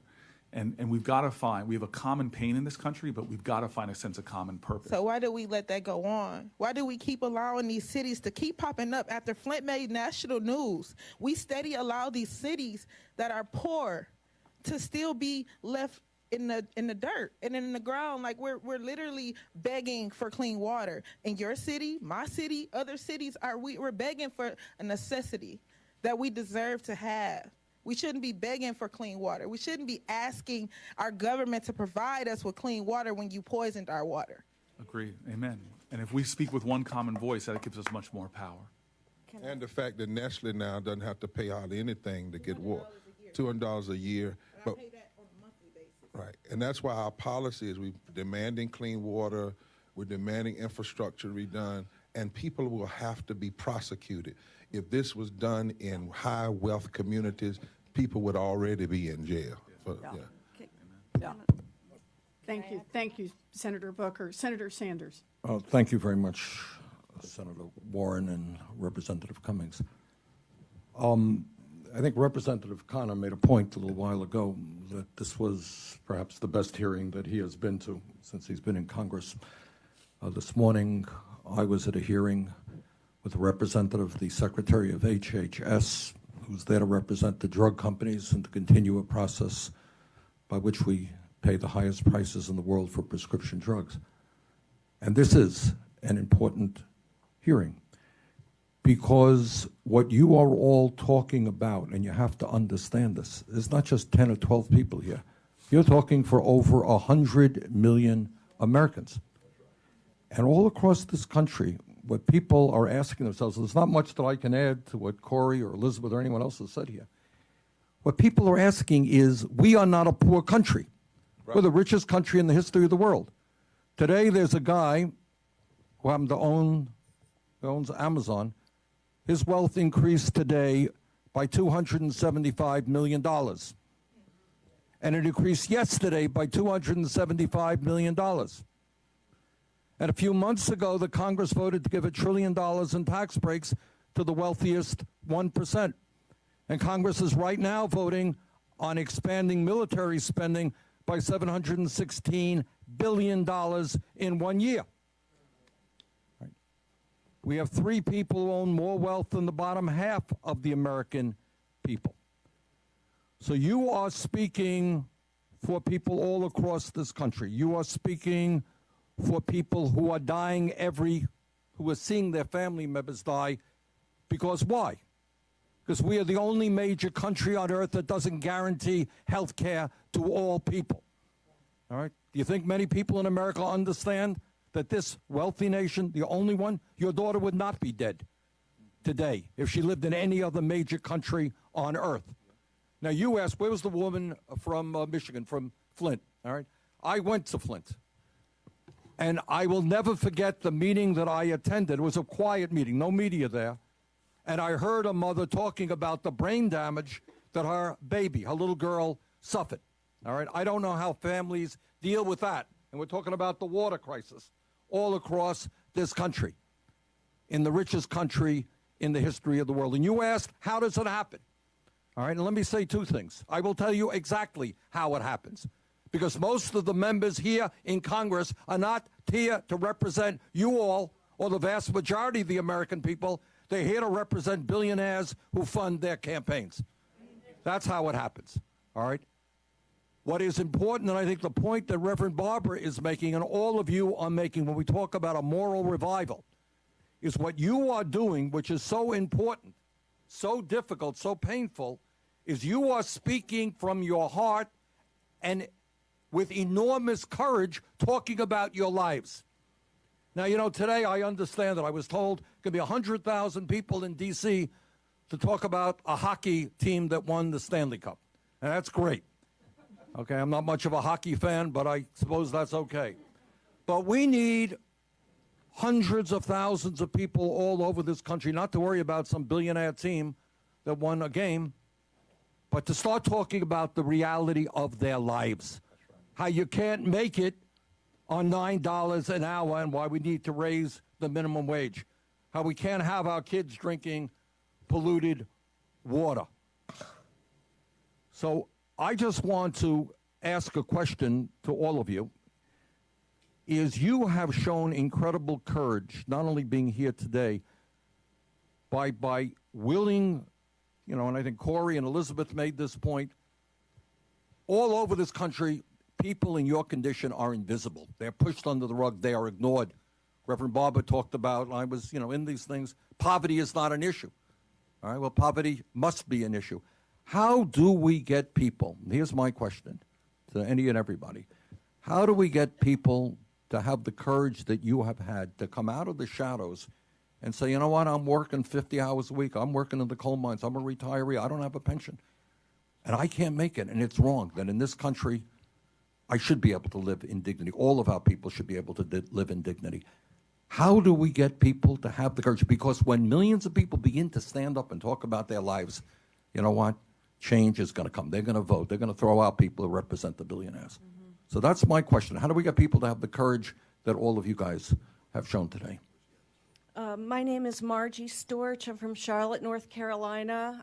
I'd like the people in the room who have performed civil disobedience and gone to jail as a result to raise their hand.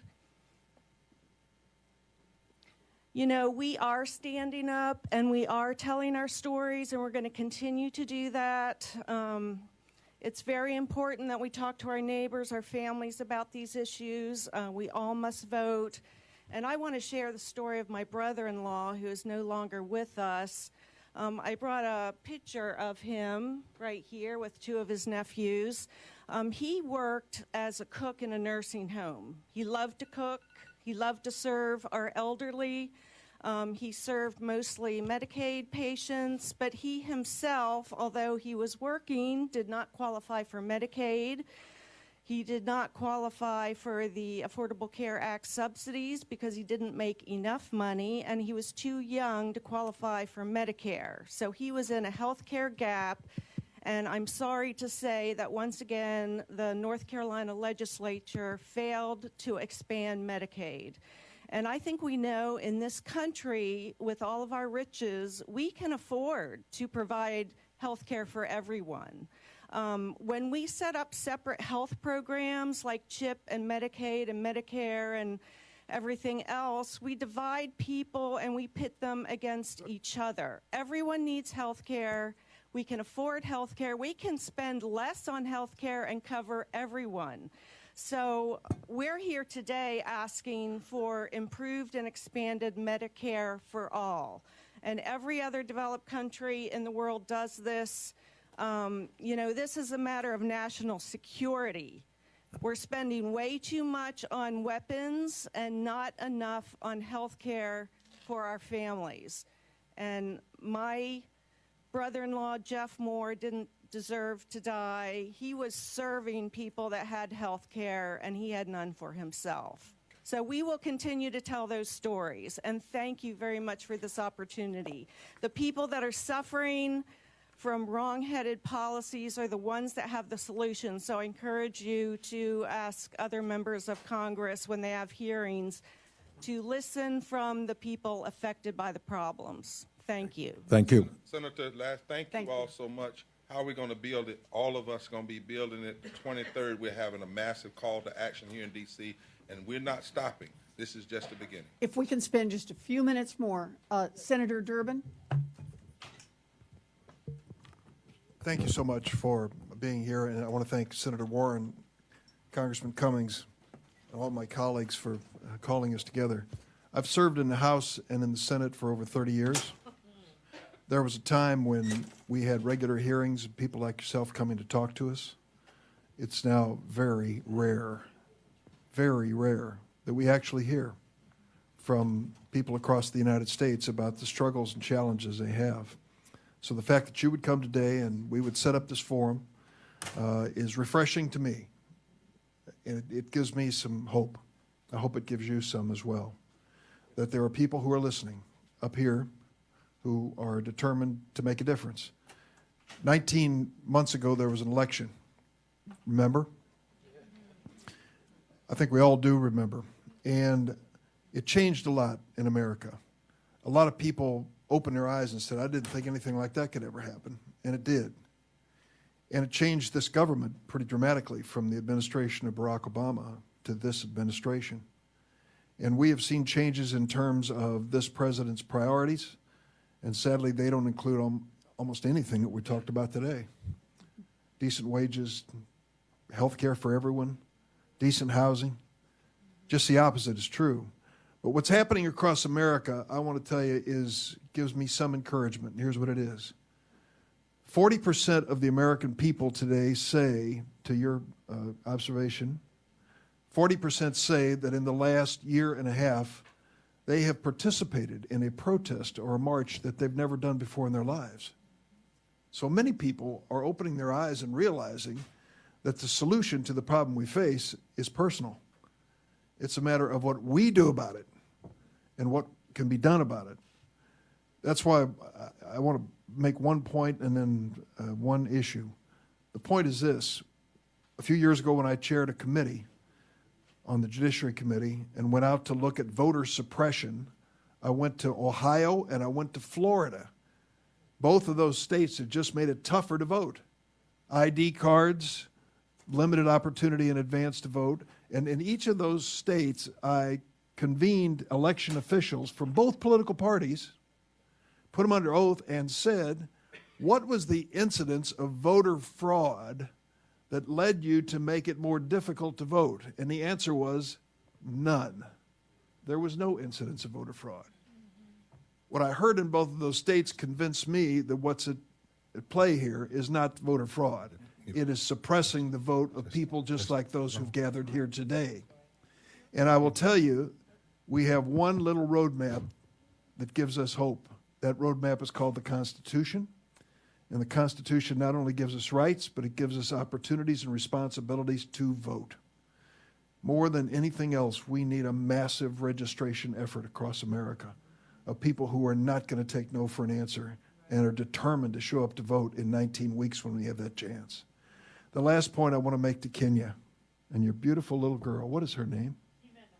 Ivana? Boy, is she pretty. 17 years ago, I introduced the DREAM Act. The DREAM Act was put into consideration in the Senate to say that young, undocumented people who came here as babies and infants and toddlers and little children would have a chance to become legal in America, to become citizens in America. I've been struggling in this battle for a long time, and I'm sorry we're not any further than we are today. But I never dreamed, never ever dreamed that I would be up against a president like this. I never dreamed that I would have an experience like I did just yesterday in my office in Chicago, Illinois, where a woman came to see me. She's 40 years old, from the Democratic Republic of Congo. They threatened to kill her child, her baby, and she grabbed her baby and ran. Somehow she got to Brazil in South America, and somehow she got to Mexico on a bus, and somehow she presented herself at the border of the United States asking for asylum and protection for her and her daughter. And you know what they did? They took her daughter away. Took her daughter right out of her arms. And the reason I know it is they moved her daughter out of California to Chicago, 2,000 miles away. That's when I heard about this case. And then she went before a hearing. She was not given a lawyer. Her English, she was using a translator. Her English is very limited. And she gave up all of her rights to stay just to get her baby back. Just to get her baby back. That is what's happened in America. That is who we are. That is the official policy of this administration, to snatch these babies out of the arms of mothers. That is what they stand for. And so what I say to you is, I'm glad, Reverend Barber, that we're together here. Black, white, and brown, young and old, women and men, people who are documented, people who are not documented, and their children, because that's the only way we can survive and the only way we can prevail. So please, help me to help you by registering to vote. Give me some more senators and congressmen who would be here at this hearing and really care. That's how we make the change. Thank you. Congressman Cummings. Thank you all for being here today. And I want to thank you again, Senator Warren, and all my colleagues for being a part of this. You know, as I listen, Reverend Barber, I could not help, I'm always telling my office that I want to be effective and efficient. I don't know how much longer I'm going to be on this earth. I don't know how much longer I'm going to be in this job. But while I'm here, I want to be effective and efficient. And I'm going to ask you a question in a second, just it'll be very brief because I know we're running out of time. But what is the best way for us working with you to effectively and efficiently get to where we got to go? Now, just let me make these little two statements and I'm finished. To you and to many of the people who have spoken here, I have a concept that I truly believe in. And that is, so often out of our pain comes our passion to do our purpose. Out of our pain, out of the pain comes our passion to do our purpose. And as I listened to you talk, I could not help. I mean, the pain just etched in your soul that will not leave you. And then to hear the mother who wants to make sure that her daughter is not snatched from her arms. I mean, we can go on in all the stories. And you, when you talked about your daughter in the mold-infested trailer with CPAP. Well, I use CPAP. And I can tell you, I mean, that's a tough situation when you cannot breathe. When you cannot breathe. and then to be burdened with all kinds of the bills that you have, that's rough. And so we are truly committed to working with you. The other comment that I wanted to make is, Reverend Barber, I'm so glad that this movement is a diverse movement. You know, a lot of times when I talk to my constituents, I say to them, I wish I wasn't an elected official. Because all of a sudden, when I talk about things that are meaningful, they say, oh, he's just saying that because he's a Democrat or he's a progressive or whatever. It's about what is human and what is right. And so I'd rather like you, take the labels off and go for the results to allow people to live the best lives that they can. And so I'll go back to my question since I want to wrap it up. But please tell us how you think we can be most effective and efficient in accomplishing the things that you all have set out. I'm probably going to say something that's going to be a little strange. And part of it is going to be that just having Trumpitis isn't enough. I agree. We got to understand that if Barack Obama had 4 more terms, we'd have still had 37 million people without health care and 140 million people if Hillary Clinton had been elected. It does not mean that his administration hasn't exacerbated. I'm not what I'm talking about. But we've got to look at the fact and own that we've had a 50-year push toward this. We have to own that Democrats and Republicans committed the sin of taking poverty out of the political discourse. And we got to the place where either folk were talking about middle class or military and not the poor. And we allowed folk to take the moral language and put it only on personal moral issues. And we did not continue to talk about civil rights and as moral issues. And I'm saying this even as a progressive. I'm an independent, but even we've struggled with that. So we've got, number one, to be effective and efficient. We got to change the language. The 140 million people that we're talking about voting that are poor and low wealth, if they never hear their condition, they not move to vote. They have to hear their names. They have to hear poverty. They have to hear it. They can't just hear middle class is going to fix it. Voting, we've got to have legislative priorities, not just what we can get, but stuff we can fight for, bills that we can fight for. We know that the compromise has to come here, but there has to be a movement that demands some things are not about compromise. You know, some people in this country, black folk and Native Americans, we know a lot about compromise. We always came out on the wrong end of the stick. And then thirdly, we've got to have a situation where, as I said, we lift the poor. We have stages where the poor can talk. Debates where when we set the rules of debate in a presidential election, make sure that there are at least 2 or 3 of them where poor folk ask the questions, not just talking heads. And you cannot change the narrative unless you change the narration, or the narrator, excuse me. And on the question of right now, for instance, I want to challenge us on one area. You know, everybody's talking about Russia. We don't know exactly what Russia, maybe y'all do because y'all been in some meeting, but we don't know exactly what Russia did or did. But we know what voter suppression has done. Yeah. And yet that's the most under-talked about story, even among our friends. Even among our friends.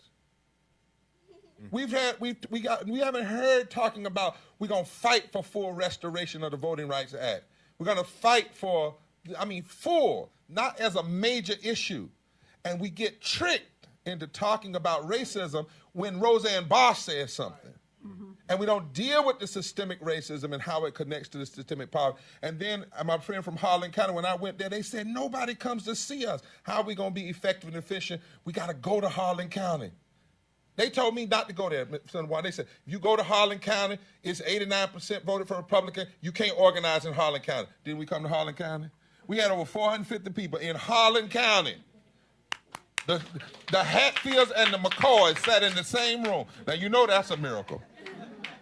And as we said, we've got to be efficient by, people say, you can't bring Jews and Christian and Muslim together. Well, we're doing it. You can't bring gay folk and straight folk and black, we're doing it. You can't have a mama from West Virginia connect with a black woman from Alabama. Yes, you can. In fact, that's the only way. And then lastly, we've got to talk about these issues as interlocking injustices. And that requires an intersectional response. And it has to be, as I said earlier, a moral issue. That's why we have 120 partners now. We can't wait, lastly, until election year to organize. We've got to have a movement, not a moment, but a movement. We can't have an election year, everybody come out, then after the election we go home. We're talking about building a movement because one of the things, the Senator, to your point, and folk, we've got to fight in the places they've said, like the South. Now, I don't know how many people know this, but there are 171 electoral votes from Maryland to Texas. And right now today, if you register 30% of the unregistered black votes and they connect with progressive whites and Native Americans and Latinos, you could change the South and fundamentally change the country. But that's not going to happen if people just keep trying to find a path to victory rather than fighting in the whole country. And we believe that's what a movement has to do. Our job, I think it was Franklin Delano Roosevelt that told A. Philip Randolph, go make me do it. When Dr. King came to Lyndon Baines Johnson, he said, go out and make me do it. He created Selma to Montgomery. That's what this movement is going to do. It's going to push, that's why we're not in any party, but push the issues, push the faces, make the connection. We're going to register people in poor and impacted community. We're building power. We're going to show people that a brother from Appalachia can hook up with a Apache from Arizona. And not just hook up for his issue, but the brother from Appalachia can say, I haven't won until my sister wins on the Apache stronghold, and she can say my Apache people haven't won until my brother in Appalachia. That's the kind of movement that we're committed to build, and that's why people say, before this movement fails, we'll all go down in jail. I want folks to understand, this is just the launch. And what you've helped us do today, in 68, they didn't get to talk in here. So one of the things we can help to be efficient is help us, this video, put it everywhere. Let America see it. And anytime you have an issue that you want to put a face on it, we got the faces and we got the facts. You got the force of political power. Let's put all that together and make some things happen.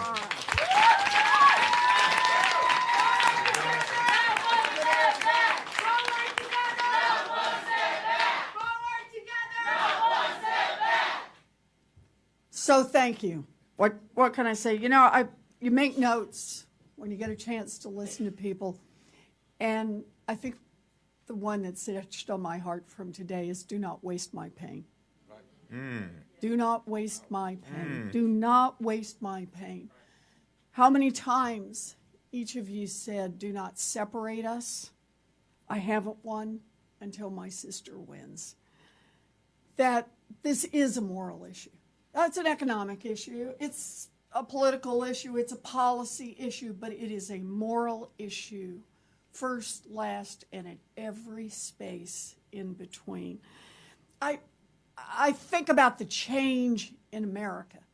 And the change in America is not poverty. We've had poverty for far too long in this country. The change in America is not the environmental catastrophes that our giant corporations are wrecking on this nation. That's been happening for a long time now. The change is not even that this government works better and better and better for those who are rich and leaves everyone else further and further behind. No, the change right now, the change at this moment, is the number of people who are coming off the sidelines. It's the number of people who are saying, my voice will be heard. The number of people who see citizenship differently. You know, I talk to people all the time who say, I vote. I used to, I keep up with an occasional, I watch the news a little bit. That made me a good American citizen, who now say that's not enough. That's not nearly enough. And the number of people in the last year and a half who've started to ask the question, what does it mean to live a moral life? What is the requirement put on me as a human being? What is it I owe to my fellow human beings? That's the change in America as I see it. People are coming off the sidelines. And what you tell us today is about what we see, it's about what we hear. Most of all, it's about what we feel. And what has to come out of this is don't waste my pain. We're going to make change from this. Yes. Don't waste my pain. Thank you. Thank you all for being here.